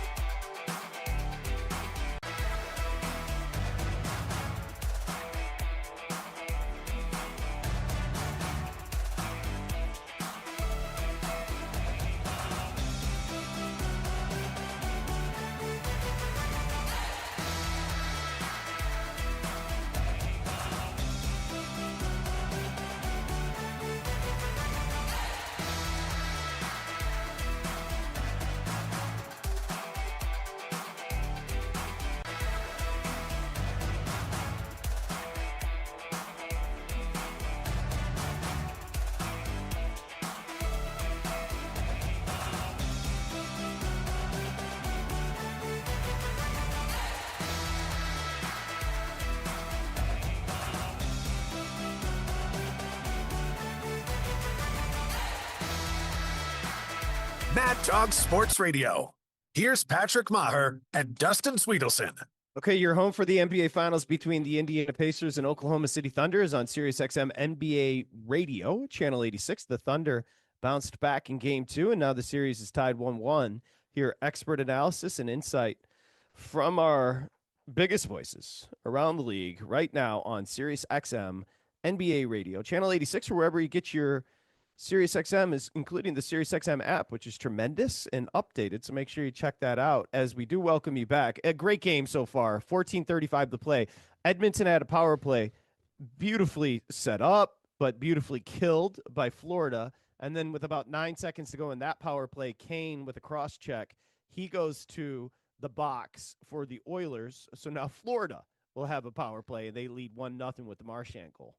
You know, it's been an exciting series when we're both on the Oilers and we're down 1-0 and we're not nervous at all. There's going to be so many more goals in this game. It is. It's an incredible series, and looking forward to the rest of it. And by the way, no guests the rest of the way, so feel free to jump in. 888 Mad Dog 6, 888-623-3646. Anything from the weekend, including the tennis, the horse racing, the NBA. We've got the NHL on right now. So feel free, including, and we'll start our second hour here with our first call, and Tony in Detroit. Tony, what's up?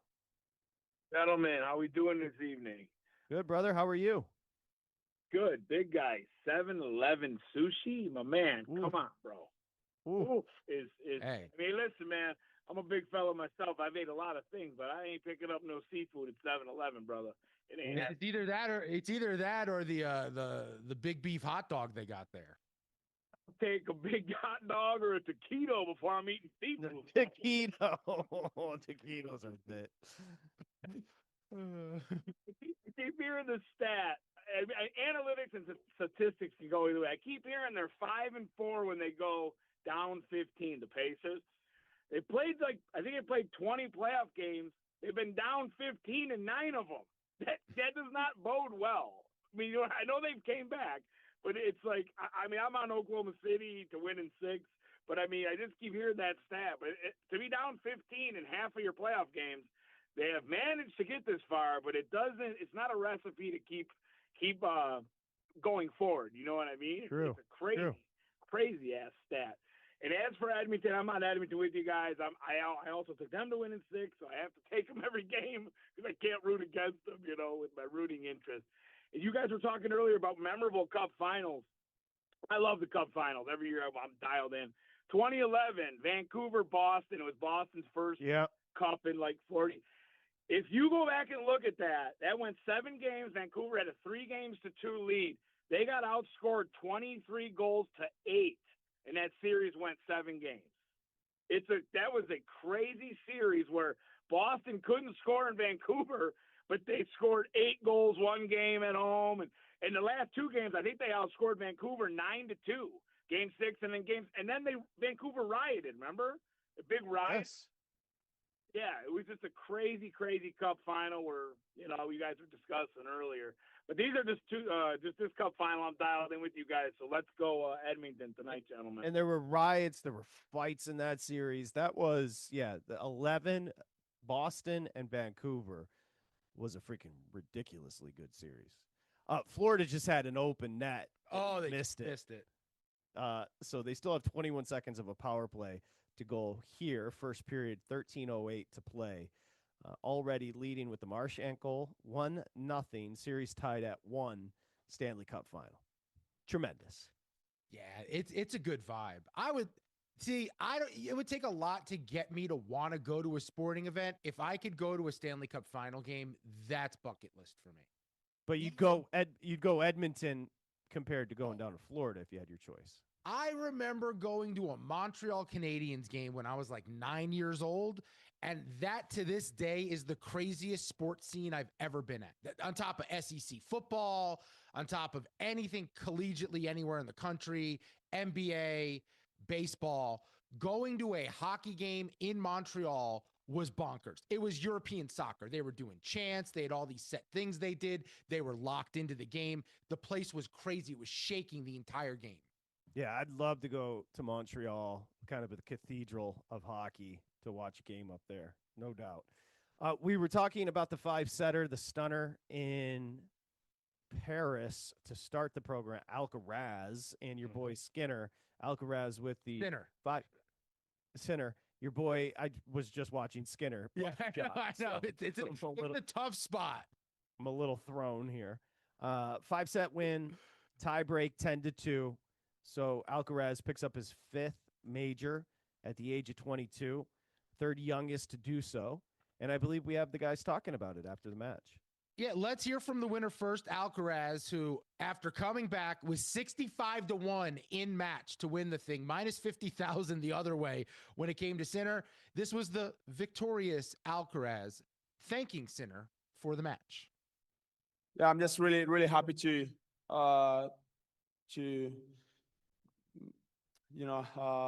be able to make history with you in this tournament, in other tournaments.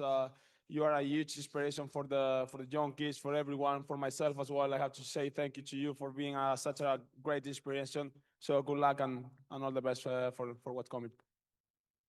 Yeah, I mean, the sportsmanship is unmatched.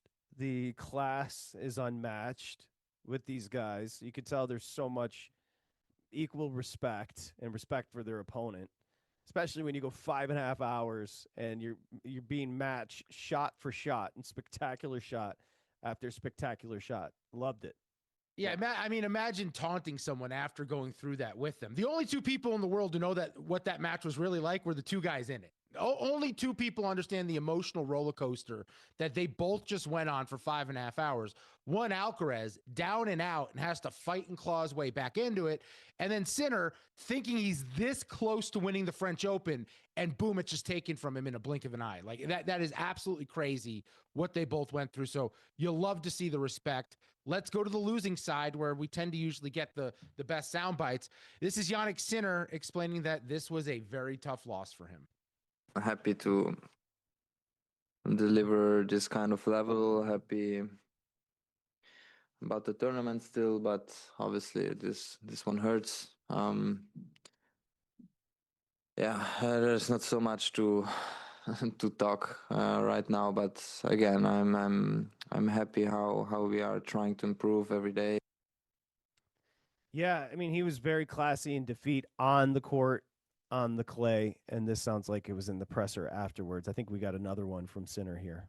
Yeah, I think this is the one that's more interesting to me. What was going through his head when he lost? This is Sinner. I stayed there mentally. I didn't give him any free points, so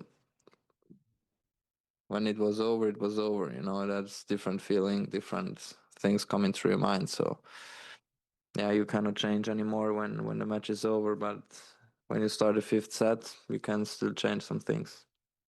Yeah, my man's down bad.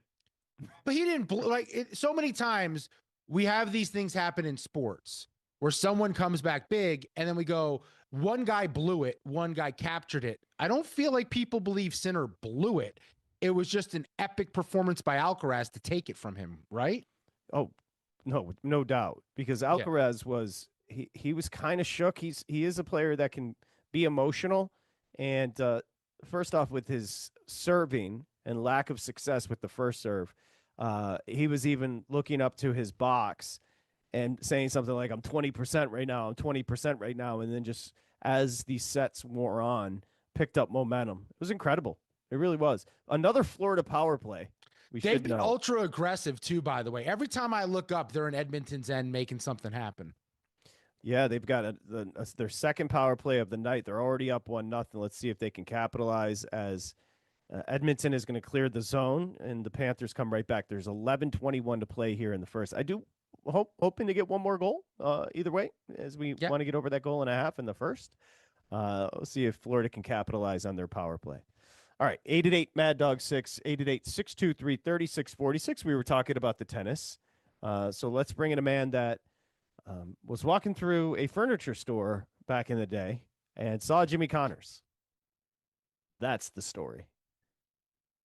He is. How are you, man? Hey, Mike in the OC. What's cracking? You know what? I wasn't even going to bring that up. That is, look at you. It's quite a story. Patrick, if I write my autobiography, can you write the forward? Or maybe I'll just chapter on you guys. If you were to write a book about yourself, it would probably be longer than War and Peace. Yeah, I don't think there'd be any commas or any punctuation. Just one sentence for like 8,000 pages. That thing would be 2,000 pages. AI would be exhausted if you asked it to help. My God. Well, let me tell you, there's a guy that calls Russo's show, Jerry from Santa Barbara, right? He does the Gaucho games up there, right, for the basketball team. And he knows Jimmy. He knows Jimmy. He hangs with them. And he's always bringing up Jimmy, and Jimmy likes the show. What are you going to do? I met, look at Patrick. It was a nice conversation. I used your racket in the 70s. We were on the beautiful time. Like, why are you talking to him? I go, I got to go talk to him. Oh, it was awesome. It was. Yeah, I'm sure he was happy to see you. Hey, real quick before I get to the other tennis, you guys have more than 15 shows left, correct? You're not going to tell me you got 15 shows to go, right? 'Cause I don't want to hear any more turmoil in the station. For that. How's everything going? Has everything settled down a little Oh bit? my God! Can I let you know something? Oh, sure. Okay, I don't even. I know who's listening. A lot of people. I was on Twitter last week. Lauren got into it. Lauren Torrey. I guess she got into it with a couple. She got into it with a couple of guys that were saying shit about Steve. Good for I got her. a little mad. Yeah, Lauren's amazing, and she's got her man's back. You love to see it. You love to see it. So I don't know. Have you settled down a little bit? Is everybody okay? I called Steve today and I go, "Hey, Steve, long time no talk." He goes, "Yeah, hi." I don't know if he's. I mean, can you blame him, Mike? Can we blame Steve Torrey at this point? Like Dustin just said. Hey, no, it's not his fault. He's just taking hits left and right.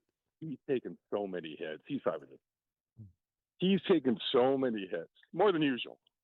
I don't know what's the morning guys are getting, but it's been a little rough. People are still kind of annoyed, but I guess in due time, man, it's life, right? It's business, things happen. But it was quite a week last week. He had a met.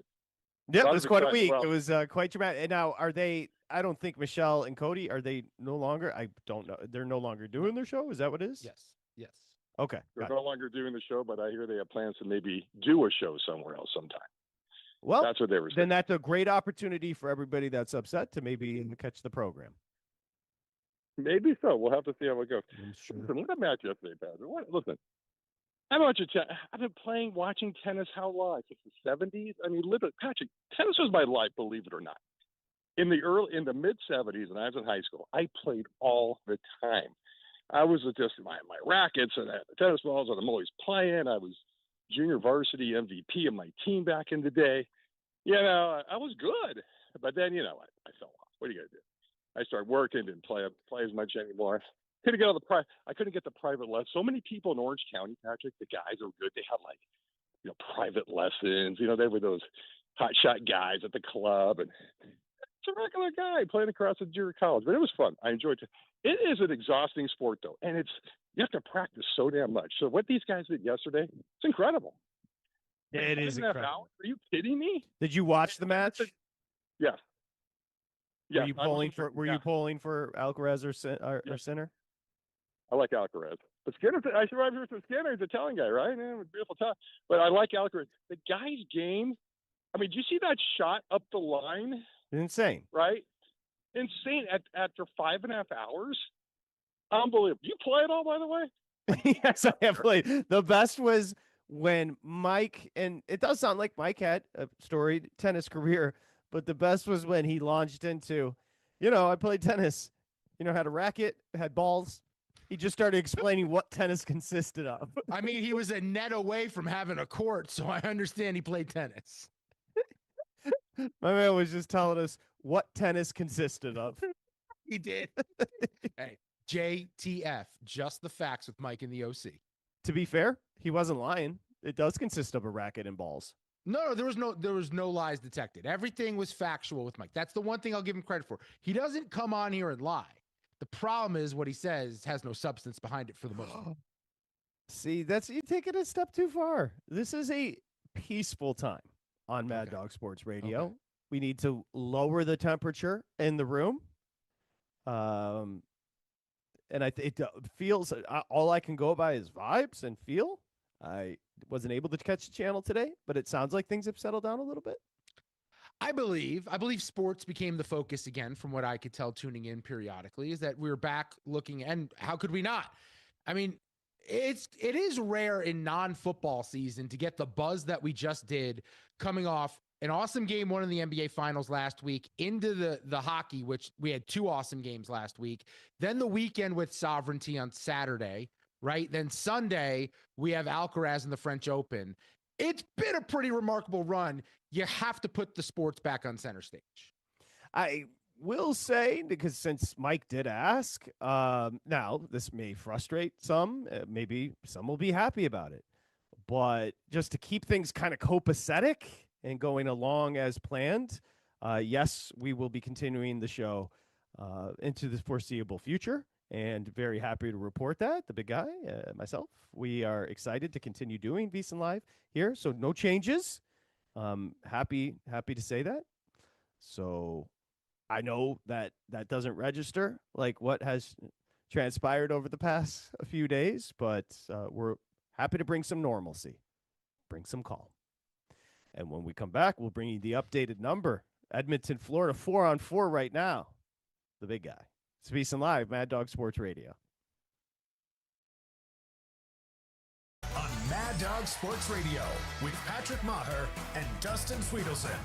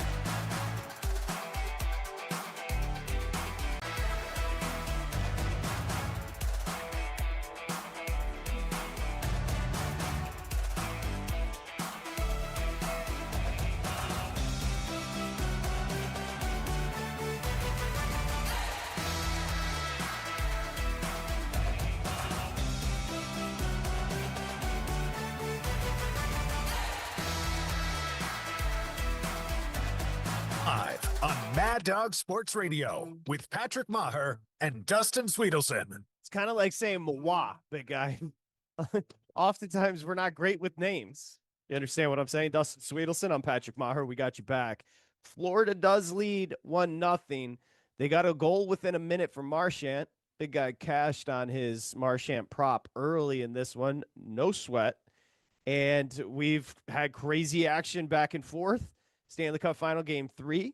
A lot of power plays, if we're being completely honest. And right now, I thought Edmonton was on a power play. It's not. It's even strength. And 5:25 to play. 1-0. Florida leads down in Florida.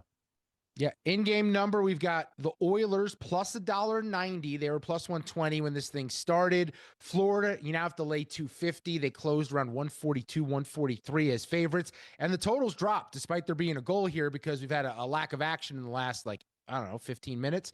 5.5 is your total, and it's juiced to the under minus 120. Yeah, rightfully so. I could use a goal. That's well, this helps. This helps. Edmonton goes on another power play. They've got to capitalize here. They have to take advantage of having an extra man out there, mainly because I don't trust Skinner. I don't trust Skinner. He's going to allow a couple more goals tonight. I called Skinner. They could use like a 6'7" Italian in net, maybe a little extra. But although Sinner is very skinny, so that may not help between the pipes.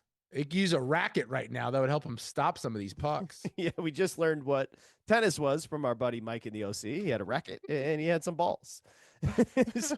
And the Oilers setting up the power play. Listen, they're great on the power play. It's just that Florida is the best penalty kill in the league. And Bobrovsky is a stud. As Edmonton was right on the goal mouth and couldn't punch it in. What a game. Come on now, Edmonton. Let's tie it up. Let's make this juicy. Someone said it in the YouTube chat, VSiN Live on YouTube, to watch the show for free every day. The tennis, it's like the old school boxing heavyweight matches that we used to get where they're just going blow for blow. Yeah, I would encourage, I had some conversations over the weekend. If you become a subscriber, which is absolutely free, of our YouTube channel, we're going to be doing some contests. So you're on YouTube like I am, just go to VSiN Live, hit subscribe, and you'll be alerted when we're having some of our fun contests here as we get closer to the football season. We're coming back with some baseball and some NFL news as well. It's VSiN Live, Mad Dog Sports Radio.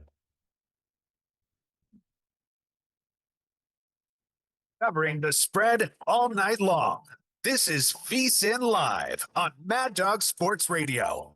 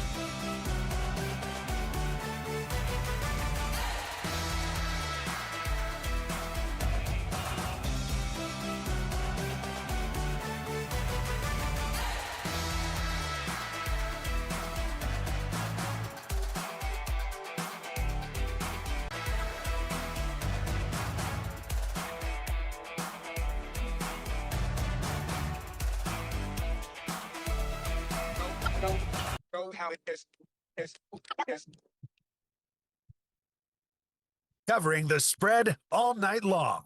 This is VSiN Live on Mad Dog Sports Radio. Here's Patrick Meagher and Dustin Swedelson.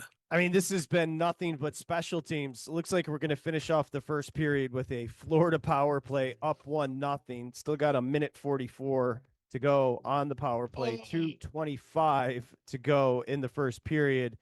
And you're a little ahead of me. It looks like they just missed on an opportunity, which I'm seeing now. Oh, they scored. Oh, my gosh. Skinner's an issue. He's lost confidence. He's lost it. You know what? You're right. He should have had that one. Dude, he should have blocker. The one that won it blocker the side other night. flow. It was a great setup, but it's a lefty, and he goes top shelf to the right in the smallest window possible over the blocker's shoulder. I mean, it's a tough shot to hit, and it was great puck movement by Florida to set the goal. That was just don't trust him. That was an insane shot. That was Verhaeghe, I believe. That was insane. I didn't say his name. I was waiting for you to say it because I didn't know how to say it. 24/7 sports betting coverage, VSiN on SiriusXM channel 158 and on the SiriusXM app. And as an exclusive offer for SiriusXM listeners, you can get full VSiN Pro access through August 1 for $9. That's a great deal. A daily email with all the best bets from hosts and guests, exclusive betting splits, DraftKings and Circa Sportsbook, plus our NFL betting guide, which is unparalleled in the industry when it drops on July 1st. So it's coming out soon. Go to VSiN.com/subscribe. Use that promo code SIRIUS to get the summer special for $50 off. VSiN, the Sports Betting Network. This is VSiN Live. It's Mad Dog Sports Radio as we welcome you back. Hour 3, our third and final hour. Dustin Swedelson at the beautiful Wynn, our SiriusXM Casino studios there in Las Vegas, which are gorgeous. Our buddy John Goulet and the crew, we always appreciate their effort. And Nia Hardman, Ryan Smith, the whole crew. Dustin is going to be hosting the show that follows us here on VSiN. I believe it's called VSiN Up at Night. No, that couldn't be further from the name. That I think you're thinking of the old Nick at Night. The name of the show is called Cashing Out. That's exactly what I meant. Nightcap used to be a name of a show that was on both VSiN and Mad Dog separately, 2 different shows, same name. I did like that name for a show. So you're going to be cashing out on VSiN right after VSiN Live. That's correct, for 3 glorious hours recapping this game, and I've got a lot when it comes to Tuesday's baseball card. May I ask, are you going to be doing the program from where you're sitting right now? I am not. I will be driving over to Circa, and I will be doing the show from there. Which the control room at the Wynn is right to your left. They all said in unison, "Oh, thank God." Yeah, there was nerves. There was definitely nerves. Wait, I have to sit here for 3 more hours, and he's gonna talk by himself? Dude, how? Goulet said, "Are you effing kidding me?" He's like, I used to produce Colin Cowherd. Now I'm sitting here for Dustin. That guy's gonna bloviate. What's next? You gonna bring back Sharp Money? Well, we'd have to. Well, no, you know what? The third member of the show would actually be awake at this time. All right, take it easy. Take it easy. But I'm a little confused. How do you do a show that's coming on right after us and drive to Circa? It doesn't come on right after us. It begins at 8 o'clock. Oh, so you have an hour in between. I have an hour. Correct. Do you want to tease what's coming up on Cashing Out? Yeah, we're gonna play a little game. I gotta remember the name of the game. Hold on, look at it. I came up with it like on the fly on the toilet today. Best ideas on the toilet. Oh, dangerous or donation when it comes to futures based on what's happening in Major League Baseball right now, because I think there's a couple opportunities, but you gotta live dangerously if you're willing to pull the trigger on them. So you're playing this or that. But with bets. A little segment I like to call Mano y Mano, previewing some potential baseball player props tomorrow. Fun fact, people think Mano y Mano means man versus man. It does not mean man versus man. Do you know what it means? Man versus woman? Hand in hand. So look at the lefty-righty matchups for tomorrow, batter versus pitcher matchups. See, I like what you did there. That's ingenuity. You're putting some thought into it. This is not a fly-by-night host that's going to just sit in there and say, what's popping? You're going to get in there. You're going to grind. Break down games. That's what we're going to do.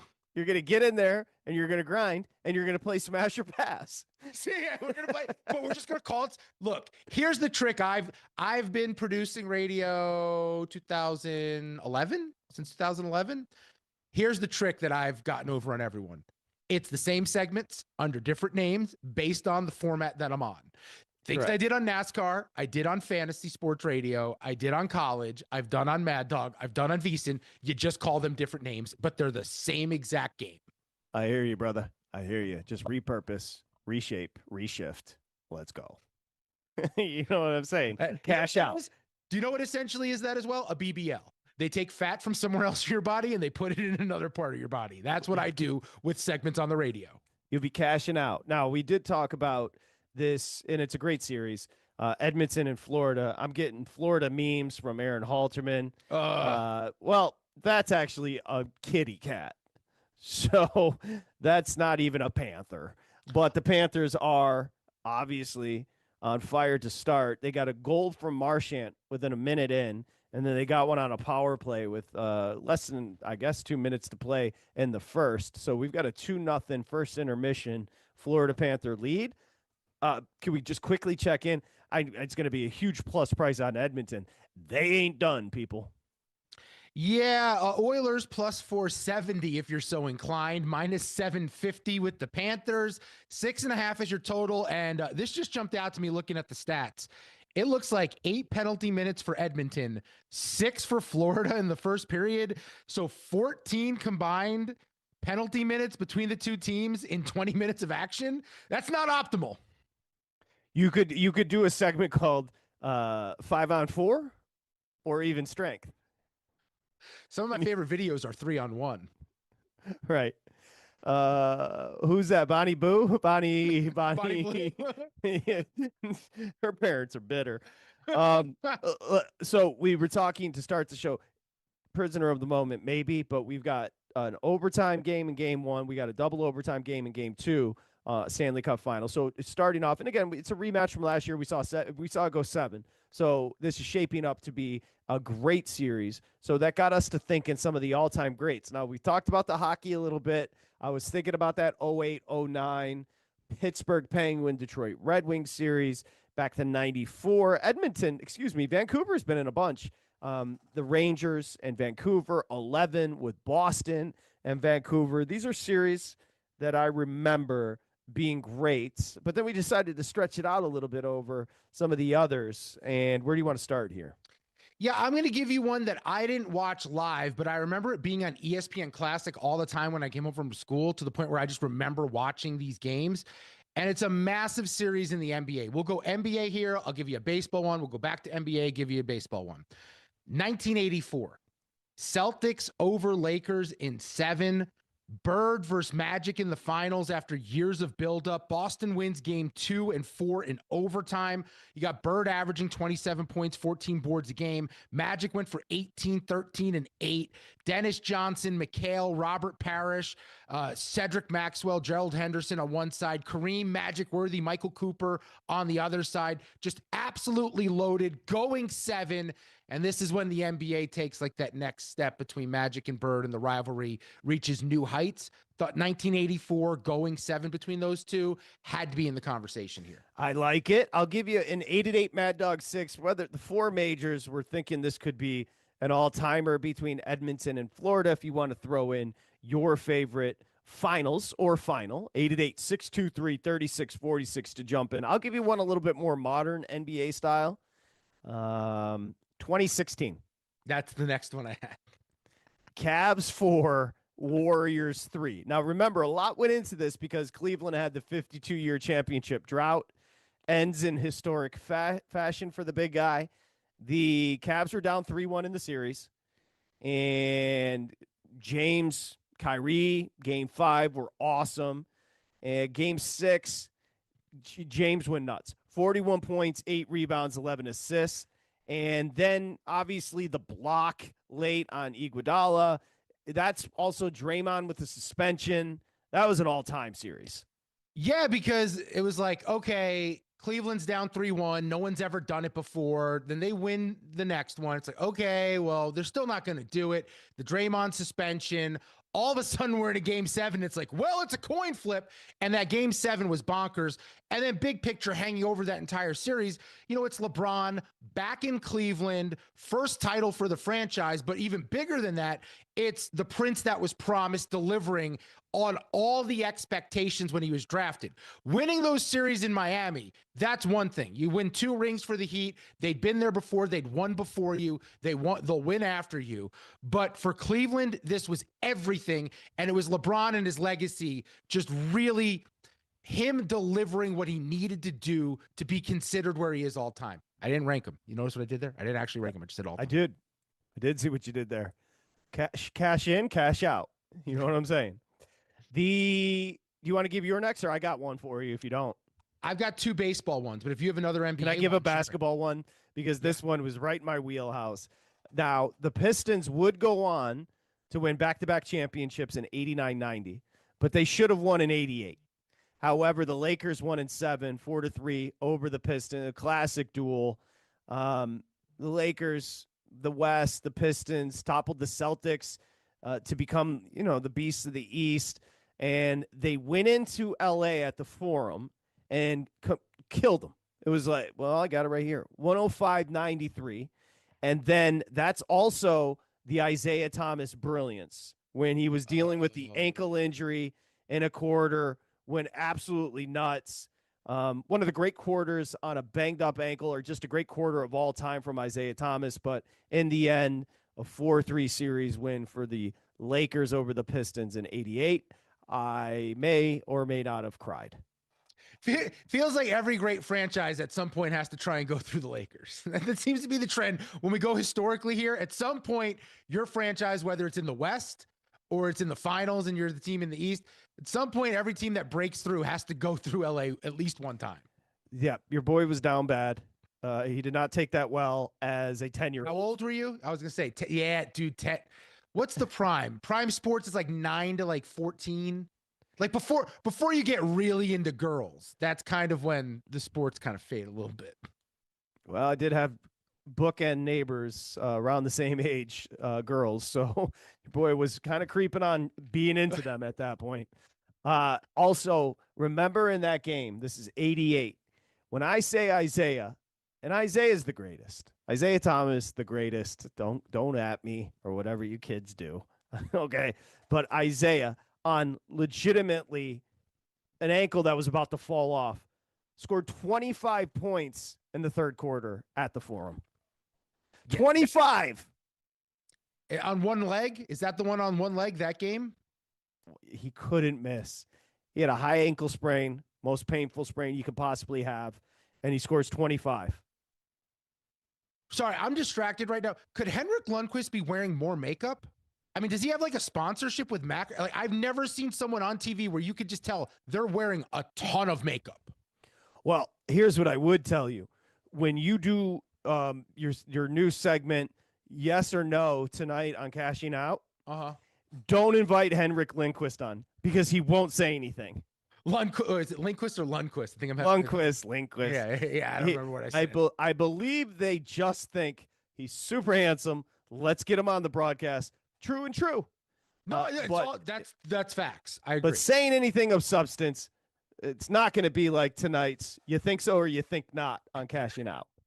Just stop telling everyone my segment ideas. Those are real segments. Think so? Think not. Hey, Henrik. Pretty much or pretty much not. You ready to play? Is it good or is it not good? All right, baseball. Let's go. Yeah, baseball, there was 2 that jumped out to me. And I tried to consider like the 75 Cincinnati Reds over the Red Sox, but I wasn't alive for it. And baseball's the one sport where like I'm pretty locked into what's going on with that. So there were 2 that I knew had to be on this list if I could pull up my list here. And the first one is 1991. Do you remember that one? Yeah, Twins Braves. Kirby Puckett. That series went 7. Jack Morris. Dude, your boy was dialed in. Yeah, I remember listening to those games. My dad was playing softball. The boys were buzzing. They were crushing beers like they owed him money in a parking lot. And your boy was in the back of a station wagon listening to call on the radio. And that's when I came up. That's when I came up with the segment. I'm not so sure. Yes. 5 1-run games between the Twins and the Braves, 3 extra innings, Kirby Puckett, game 6, walk-off in the 11th, and then, I mean, maybe the greatest game 7 of all time in sports. Jack Morris, 10 shutout innings against John Smoltz in game 7. They win 1-0 to win the whole thing. I mean, it's not exactly new age baseball with the launch angles, but I can tell you this, it was exciting for 10 innings. It was incredible. Honestly, it was incredible. Jack Morris, I know him more as a Tiger, but he was a great Twin as well. Hall of Famer. I think he did actually get inducted. He should be. I think you're right. I think you're right. I think he did eventually get in. Absolutely a Hall of Famer. Alan Trammell got in. Sweet Lou Whitaker, who recently passed away, isn't going to get in. That's 643 for the players at home. But yeah, 91, that's about as good as it gets in baseball. And then the other one that look, there was a lot going on in the country at the time, so it's unfortunate it went the way that it did, but 2001. The D-backs and the Yankees going 7. Arizona takes 1 and 2. New York grabs 3, 4, and 5 at home. 4 and 5 were extra inning wins. Arizona then forces a game 7 at home. And then game 7 was epic. Schilling goes 7 1/3, 2 earned, 9 strikeouts. Randy Johnson comes in after winning game 6 the game before to close it out with an inning and a third in relief. And then everyone remembers Luis Gonzalez up the middle off the unhittable pitch, the cutter from Mariano Rivera. It all seemed impossible. The Arizona Diamondbacks, an expansion team that no one ever thought about and haven't thought much about since, they win a World Series over the big, bad New York Yankees right in their prime. When if you really look talent-wise, 2000, 2001, like some of the teams that didn't win a World Series, I guess 2000 they won, but 01, 02, 03, the Yankees might have been more talented than they were in the 90s when they won all those rings. Yeah, I remember where I was. I mean, you remember where you were when Gonzalez with the nubber. Like, they were huge dogs in that series. Hey, before we move on to the next sport, we talk about the popularity of baseball or lack thereof. If I were to ask you just an era or an idea of the most highly rated World Series of all time, when do you think it was?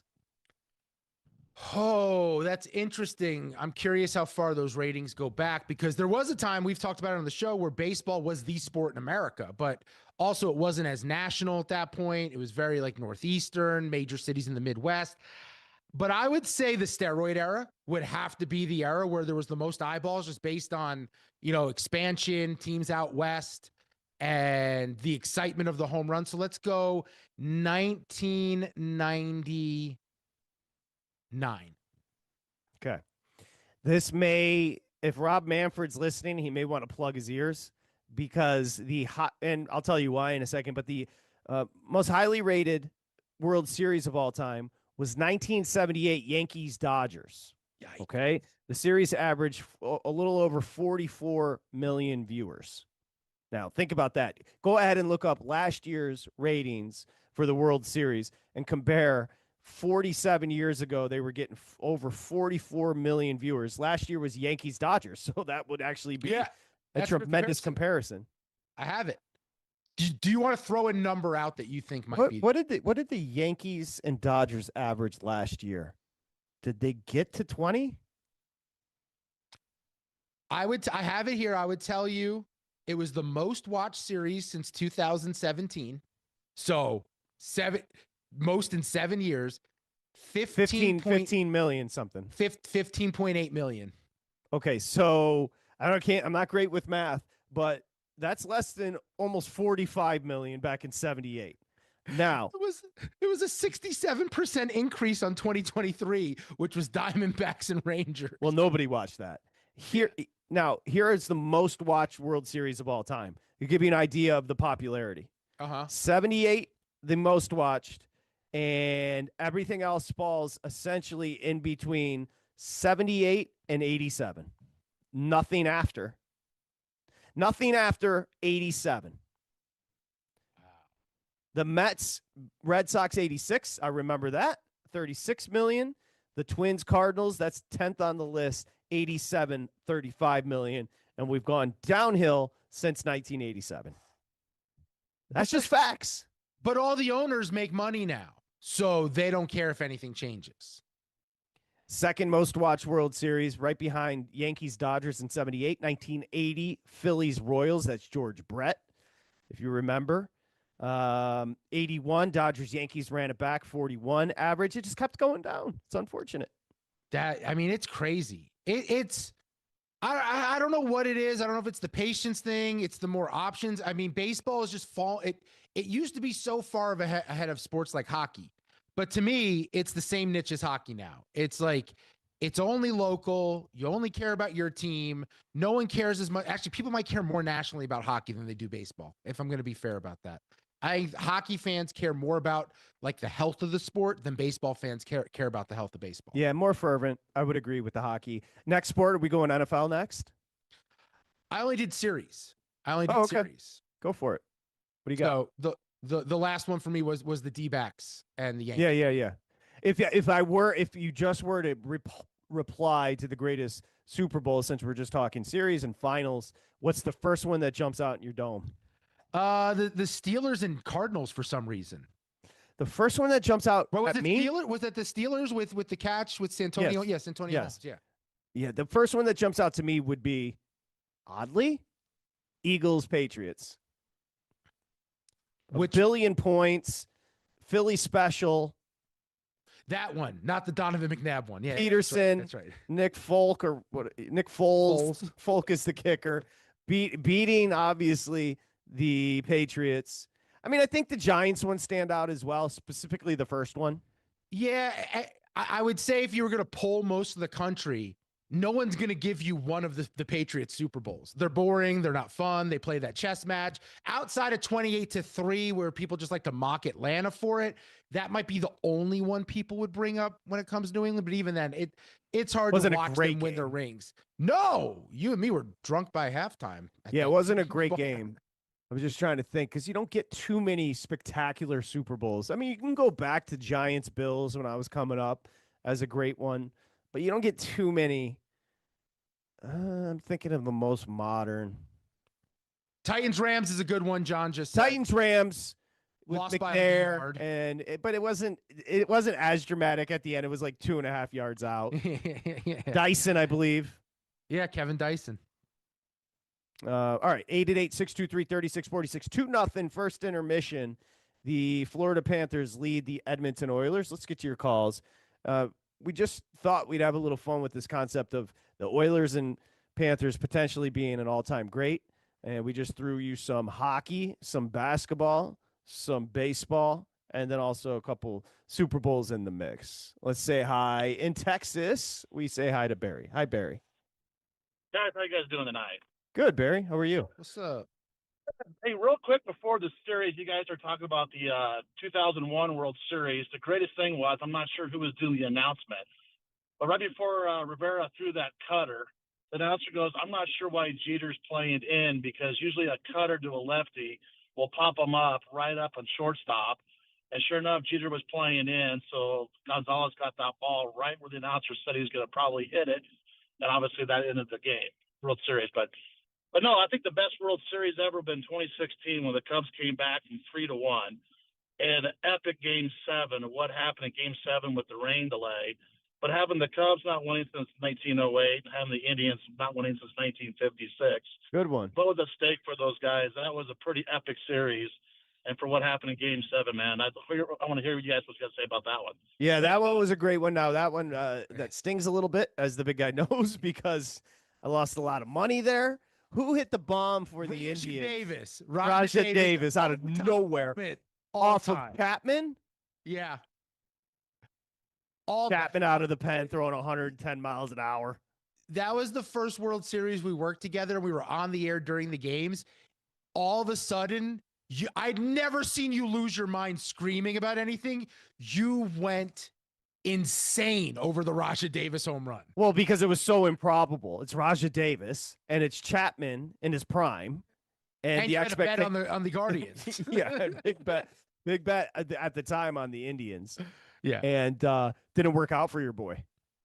It did. The rain. I remember the rain delay. I don't know if we were on the air for that day or right after it, but I remember being like, this is weird vibes. Like the energy, everything, the momentum felt like it was going Cleveland's way. And then right out of it, you knew that they weren't going to be able to recapture it, right? Because it impacted pitching, it was eerie. It impacted everything. Foggy day in Cleveland with the rain delay. Yeah, but that's like every day in October in Cleveland, for being fair. Why are you hating? It's just the truth. That's why every Big Ten kickoff, it's gray outside. The Big Ten's official color is gray. Just like my background. Yeah. Is that, no, wait, are you colorblind? I think that's blue. Is it blue? I think it's blue. Looks gray. It looks gray to your boy. Suit is black, not. We are Borat again. Sorry. Underway with an Edmonton power play. This is going to be huge for Edmonton to start off the second period. Come on. Because they're down 2-0 and they've got a minute 20 left of a power play to see if they can pull within one, because the most dangerous lead in all of sports is a 2-goal lead in hockey. Yeah, one thing I didn't realize, not following hockey very closely, I didn't know Draisaitl and McDavid don't always play on the same line. They're mostly staggered. Feels like down 2 on a power play, you should have McDavid and Draisaitl out there together. I don't know if they are, but I'd like them out there. They mix and match. Most of the time on a power play, they're both going to be out there. Good. But first and second center most of the time. But Mr. Hockey, we need cashing out. Host Dustin Swedelson. He'll be playing in or out of the net coming up tonight on Cash Out. I'll straight up, all kidding aside, I think it's a good segment idea. What was it called again? Dangerous or donation? Dangerous or that's good alliteration. That's all I got, man, is alliteration. First letter, boom. Now, I haven't seen the guest list. I could probably take a couple of shots. I bet you if I have board. Vincent is on the board. Power play goal 2-1 as Corey Perry with a goal for the Edmonton Oilers. We got a game, folks. I have 4 guests tonight. I bet you could guess. Are you going to talk? Relax. I bet you could guess 2 of them. Here's how I know it's going to open. Look. Okay, I could guarantee you this phone call happened. Hey, Spritzer, you available tonight? No. I try to spread it out. He joined me last time.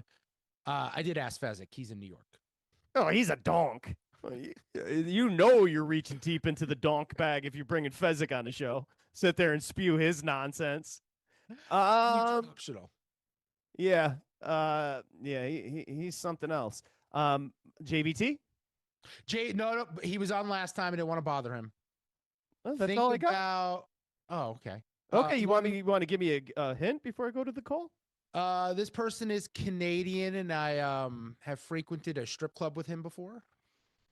Oh, I don't know if you'll remember the name. Oh yeah, the kid up north, the donk, the rough dog. Yeah, I can't remember his name. He's kind of funny. Ruffalo. Yeah, Ruffalo. Yeah, it's late night. I get it. And then G Unit. Greg Peterson. All right, I'll tune in. Let's say hi to Jeff in Arizona. Hi, Jeff. Hey guys. Hey, listen, Hey. I'm gonna give you the best 7-game series of all time. It started off with a 5-game win against George the Iceman Gervin with the Lakers in '88. Then they had to play 7 games and beat Karl Malone, Mark Eaton, Stockton in 7 games. Then they had to go and play Roy Tarpley, Rondo Blackman, and that Dallas team 7 games. And then they ousted the Pistons in 7 games. That's 3 sevens with against a bunch of Hall of Famers. Despite what your partner says, not so much. If you go 3 7-game series, you're the better team, not the Pistons. Maybe the next year, but not that year. Wait, which you?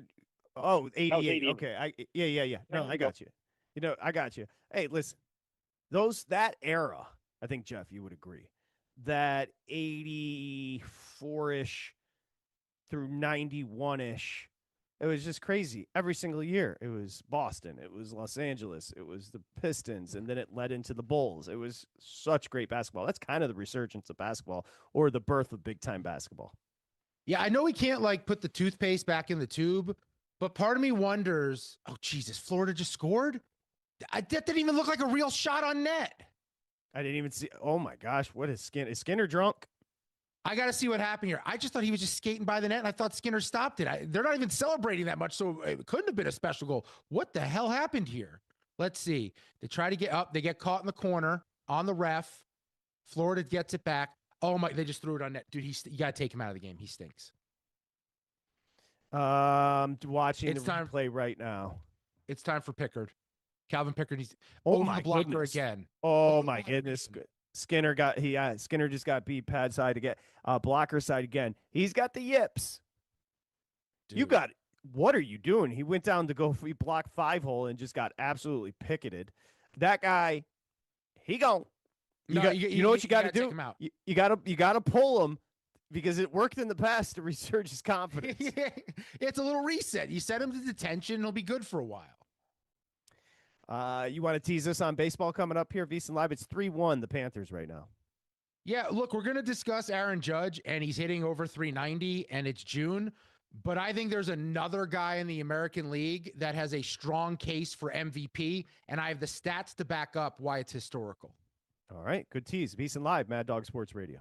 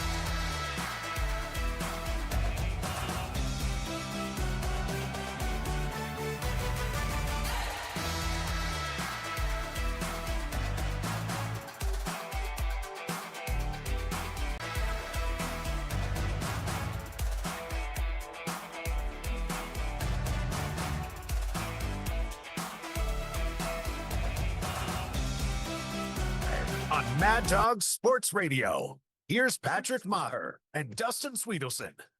Bennett with a goal. I think you got to pull Skinner. Now, that was a breakaway, and Bennett put on a sweet move.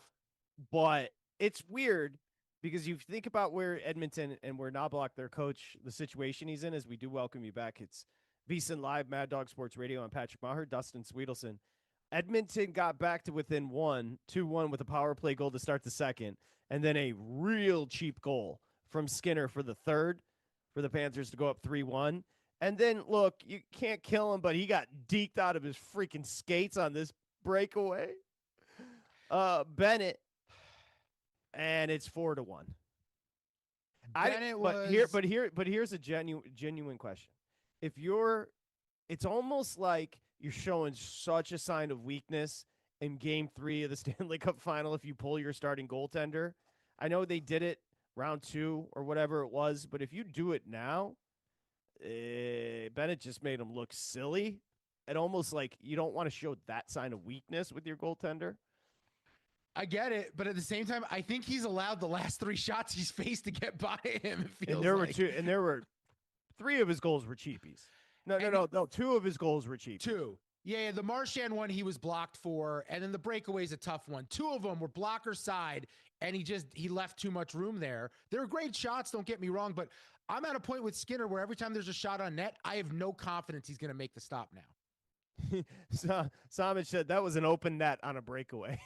Yeah, it was. And the problem is you have a guy in Pickard, however you say it, who you can win with. So put him back in the game. Everyone knows that Skinner is only good in like games 4 through 7 anyway in the series. So let's let him show up again for game 4 through 7. Let's take him out of game 3, and let's hopefully make a miraculous comeback with 11 minutes to go in the second.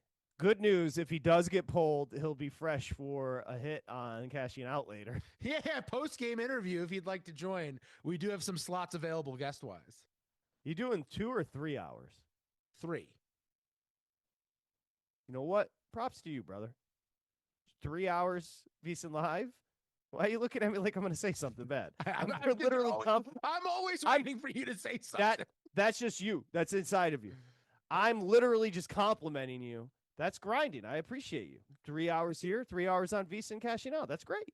I enjoy it. Come visit. Come hang out. YouTube TV, SiriusXM app, and the VSiN Watch app, which you can download on any phone. That is true. Let's get to some baseball. Just we got Smash or Pass. So we're going to close tabs before we get out of here. What do we need to know from the weekend, baseball-wise? Well, the discussion I want to have concerns one Cal Raleigh of the Seattle Mariners. I'm not sure the entire audience who doesn't follow baseball, I don't know if they know who he is. He is having an insane season. And the problem is Aaron Judge is minus 3,000 to win MVP, Patrick. And rightfully so. Aaron Judge is having an all-timer. Yes. And I think we're also going to have to start framing the conversation about Aaron Judge in a way that I didn't anticipate. I knew he was awesome, but we're starting to talk about like greatest right-hand hitters we've ever seen. We're talking like going back to Jimmy Fox era. He's in the conversation. I don't disagree. He's starting to put together a pretty incredible career. It's June 9th. He's hitting 396 with 23 home runs. 396 with 23 home runs. He's the only player in modern era baseball history to produce this many homers with this high of a batting average in his team's first 64 games. However, I think him being minus 3,000 for AL MVP is absolutely absurd, because if we're going to talk value, and I get caught in this conversation all the time, and sports each year to year change how they grade out this award, whether it's the best player in the league or it truly is the most valuable player in the league. But Cal Raleigh, who goes by the nickname, do you know his nickname? Cal Ripken? Big Dumper. Oh, he's got that thing on him? It has nothing to do with activities on the toilet. He's got a caboose. He's got a caboose. That thing is thangin'. Yeah. He's got to wear those Amazon leggings that the chicks wear. What do you think about big cabooses? I'm a big fan. I've been converted. I've seen the light of what it means, and I don't want to give too many details, but I am a much bigger fan than I was a few years ago. Yeah, I would suggest you don't give too many details. Yeah, I'll get in trouble.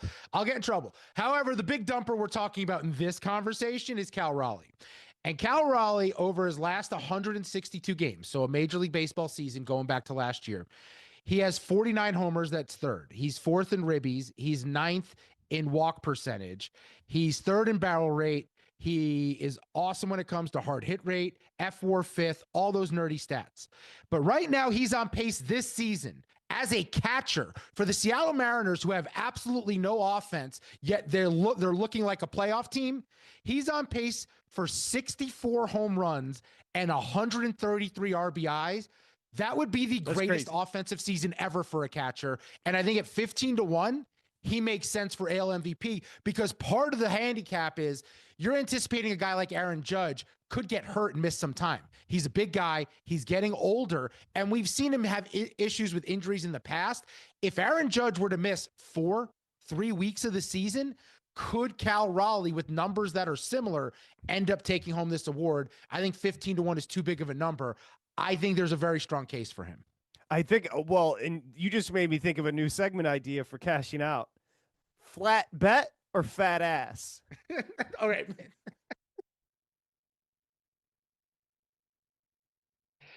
I was thinking like a T and A thing. Is it T or is it A? Hey, you know who is bitter? Flat bet, fat ass. You know who is better or bitter? Paul Skeens. Paul Skeens. So he's in a bit of a routine. Here's what he does. He pitches deep into a game, allows a single run, and walks away without a win. Sunday, 23-year-old righty, Pirates ace, 7 2/3 against the Phillies, gives up 1 unearned, 2 hits, 7 strikeouts, 1 walk. He was pulled with the game tied 1-1. He's 4-6 this year. He lowered his ERA to 1.88. That's second best behind Senga in the NL. But he continues to get NDs. No decisions. 14 starts, 19 earned runs in 14 starts, 4 wins. There have been 90 times a Major League Baseball pitcher has had a sub 2.10 ERA and 80-plus strikeouts through the first 13 starts of a season. Paul Skeens is the only one of those 90 to have a losing record. It shouldn't even be possible, but he has no run support. He has no offense. He has no help. And there are people having legitimate conversations that the Pittsburgh Pirates would be better off trading him in his second season to get a haul of players back to be able to field a functioning Major League Baseball team. Now, I don't think they'll do that, because once every fifth day, people are coming to the ballpark. I understand the thought process, but you would hope ownership at some point says, we have a generational guy who's out there giving us a chance to win every fifth day. Let's maybe put people around him to guarantee we win those games. I think, look, you don't trade Skeens, but you can make a compelling argument why the Pirates should. Well, if you could get a team that has a lot of legit Major League Baseball players on it, like I don't know, but the Dodgers, if they just wanted to go crazy and give you 3 or 4 starters right now, 1 pitcher and like 2 or 3 position players, I think it's a conversation. But I think for Pittsburgh, because they're cheap, because they don't want to spend money, they'll just bank on Paul Skeens being an event in town every time he's up in the rotation and just make money off of that. McDavid back to the locker room, by the way. Yeah, 4-1, the Panthers lead as Skinner has been leaky AF. McDavid headed back to the locker room. It's not a banner night for the Oilers in Sunshine, Florida. Flat bet, flat ass. I don't know. I'm just trying to help. Front to back, front or back? You can't get, there's things you can get away with. Mad Dog, like VSiN, it's a little bit more structured, things you can get away with. So I don't know if flat bet or flat ass is going to work. Top or bottom? It is part of your personality. Maybe they would like the fact that you're leaning in. I don't think they like my personality, so we'll lower the volume on that. You have somebody right to your left. You can ask what they think of your personality. We'll make the bets my personality. That'll go well. Yeah. Yep. I hear you. Well, I'm looking forward to it. I know that. What? What? See, now literally all I said is I'm looking forward to your program, and you start laughing. That's on you. I worked with you long enough to know your tone.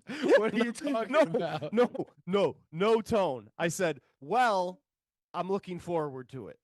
Speaking of, did you know our anniversary is coming up? Whose anniversary? Ours, the first show we ever did together was June I don't 15th. even know when I started the business, let alone know. when you and I started working together. June 15th, 2016. How do you know that? Because I remember, do you not remember the process? It took like 6 months for me to move out there. I had that date circled for 6 months that I was moving to LA from DC. So I'll always remember it. I don't remember the dates. But I do remember the process because, hello, I was host and producer by myself for like 4 months. You were. Booking And guess what? I got there and life didn't get much better. Booking guests. I was such a dog. On demand. Shows. I didn't know how to do any of that. I was someone like, post it. Someone's got to help me. And then they sent me you. And that was an experience for everyone. Hey, it worked out, brother.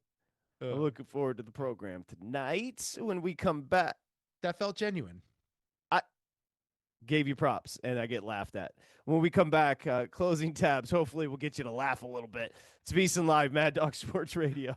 This is VSiN Live on Mad Dog Sports Radio with Patrick Meagher and Dustin Swedelson.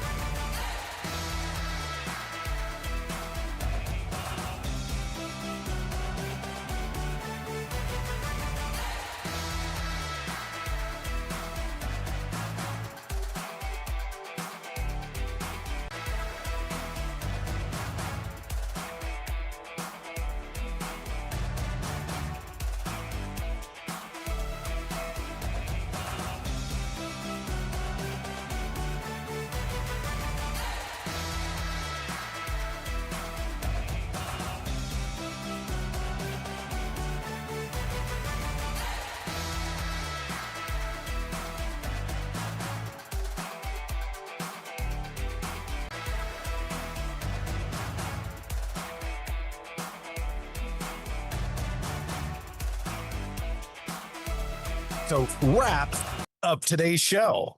You see what I did there? Yeah. By finishing all of the conversations we touched on today. This is Closing Tabs. Closing tabs. It's VSiN Live, Mad Dog Sports Radio. We thought we had one once we got 2-1. The Oilers opened up the second period with a power play goal, Corey Perry, and then freaking Skinner gave up 2 softies. Samich said it best. That breakaway was like an empty netter. Oh, he Never had stood no a chance.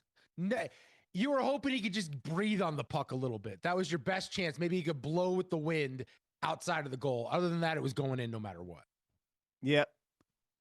Glove side 5-hole tonight, cashing out. There's something with the 5-hole. There is. There is something with that. Let's close some tabs before we get the hell out of here, big guy. What do we got? By the way, minus 15,000 on the Panthers, 25-1. I'm sorry, is it 100? No, it's 15,000. What's the adjusted total? 4-1, 5 minutes to play in the second. 7.5 juiced minus 130 to the under. We were talking about Paul Skeens. Let's go to Bama and say hi to Matt here on VSiN Live. Hi, Matt. Hey, how are you doing? Good, Matt. What's up? Hey, so talking about moving Skeens, I mean, he's under control till I think almost 2030. But I mean, the Cubs, they've got a couple major leaguers they could part with. When you talk about like Nico Horner or even Seiya Suzuki, you know, we could part with them, and we've got a deep farm system where we've got plenty of talent coming up. I mean, the outfield is not going to change if we re-sign Tucker, so we've got a lot of outfield talent too. And even giving Horner to the Pirates, they would solidify the middle of the infield. Yeah, Matt, that's a tremendous job. Obviously, a big baseball fan. Here's the problem. You can't trade a Hall of Famer. No. And organizations, they just know that. Pittsburgh's been down bad for a long time, but you never want to be the organization that gives up on a Hall of Famer. And he's a Hall of Famer. And he's generational. He's it's an all-time great start to a pitching career. And what were the Chicago Cubs when they had Nico Horner and Seiya Suzuki in the outfield before a couple of these young guys got called up and they traded for Kyle Tucker? They weren't a very special baseball team. So Pittsburgh would have to become a special baseball team if they're going to move on from Skeens. You know, it is funny. It is interesting that the two, by far and away, the two best pitchers in baseball are under suspicion with what's going to happen to them. Skeens isn't most likely is not going to be moved, but the Scooble stuff is real. Well, there's a myth when it comes to Major League Baseball franchises, and it's that teams not in the major markets in New York and LA, that those teams can't afford to pay their players a lot of money. And they have to constantly rebuild and replenish the farm. It's kind of a Ponzi scheme to guarantee they always make money. And they can kind of contend every few years. But they say, look, we don't have Yankees money. We can't do that. So we'll contend this year and next year. But the year after, we have to dial things back. Let me explain something. Christopher Ilitch, who is Mike Ilitch's son, who owns the Tigers now, he's going through a divorce.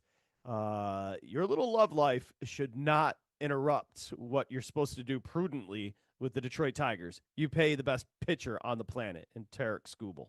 Yeah, and there's a Little Caesars like on every corner I drive by in Vegas. Just up the price of a pepperoni pizza, up the price of the garlic dip. They'll pay for Tarek Skubal's contract. You ever heard of a little something called pizza? And your boy probably got his ass beat just as much as he didn't, but where do you think in Michigan we would go to fight after school? Behind our Little Caesars. Because you could go get some breadsticks and some dipping sauce after you got that ass waxed. Ass waxed or not, cashing out? Yes. Wax on, wax off. That'd be the name of the segment. Shout out to the Karate Kid. What I would say though is Little Caesars probably the greatest marketing there's ever been. Like I think for like a pizza place. Like pizza and Domino's never had anything as good as pizza. Well, do you want to know the irony? Little Caesars, obviously, that's the Ilitches. Ilitch owns the Tigers and the Red Wings. That's Little Caesars. Domino's, once owned by Monahan. Monahan once owned the Tigers. I believe Ilitch may have bought the Tigers from the owner of Domino's. We like pizza in Michigan. Yeah, apparently that's what you guys do. Some cheap ass pizza too. Yeah, no, it's all cheap ass pizza. But when you're drunk or if it's fresh and hot, it's delicious. I did like Domino's. Tastes like cardboard. It's good. What else you got? Let's see. I don't want to waste any of the good stuff. We're short on time here. Zach Harper brought up a name I hadn't heard in like 20 years. Tyson Beckford, the former model for Ralph Lauren. He was like everywhere in the 90s. On this day in 2000, Shaquille O'Neal had 40 points, 24 rebounds, and 21 missed free throws in a 111-104 win over the Indiana Pacers. Yeah, he had a dirty ass free throw. I mean, he overrated. Stop. I know you're a big Shaq guy. He's dominant, the most dominant force ever. It was very dominant. I mean, I think Wilt would have something to say about that, but he was dominant. And then also on this day in 1973, Secretariat won the Belmont Stakes by an 30 and a half unprecedented 30 and a half lengths to capture the Triple Crown. And we should end with that. I mean, Sovereignty, I'm telling you right now, would have won a Triple Crown. Definitely. Just absolutely beat up on journalism and Baeza in the Belmont with a stunning performance on Saturday. You love to see it. Hey, all kidding aside, make sure in an hour switch over to VSiN and listen to the big guy. He's going to be hosting 3 hours of Cashing Out, and he's going to be playing. I'm pretty sure, not really. We'll see you tomorrow. VSiN Live, Mad Dog Sports Radio. Covering the spread all night long. This is VSiN Live on Mad Dog Sports Radio.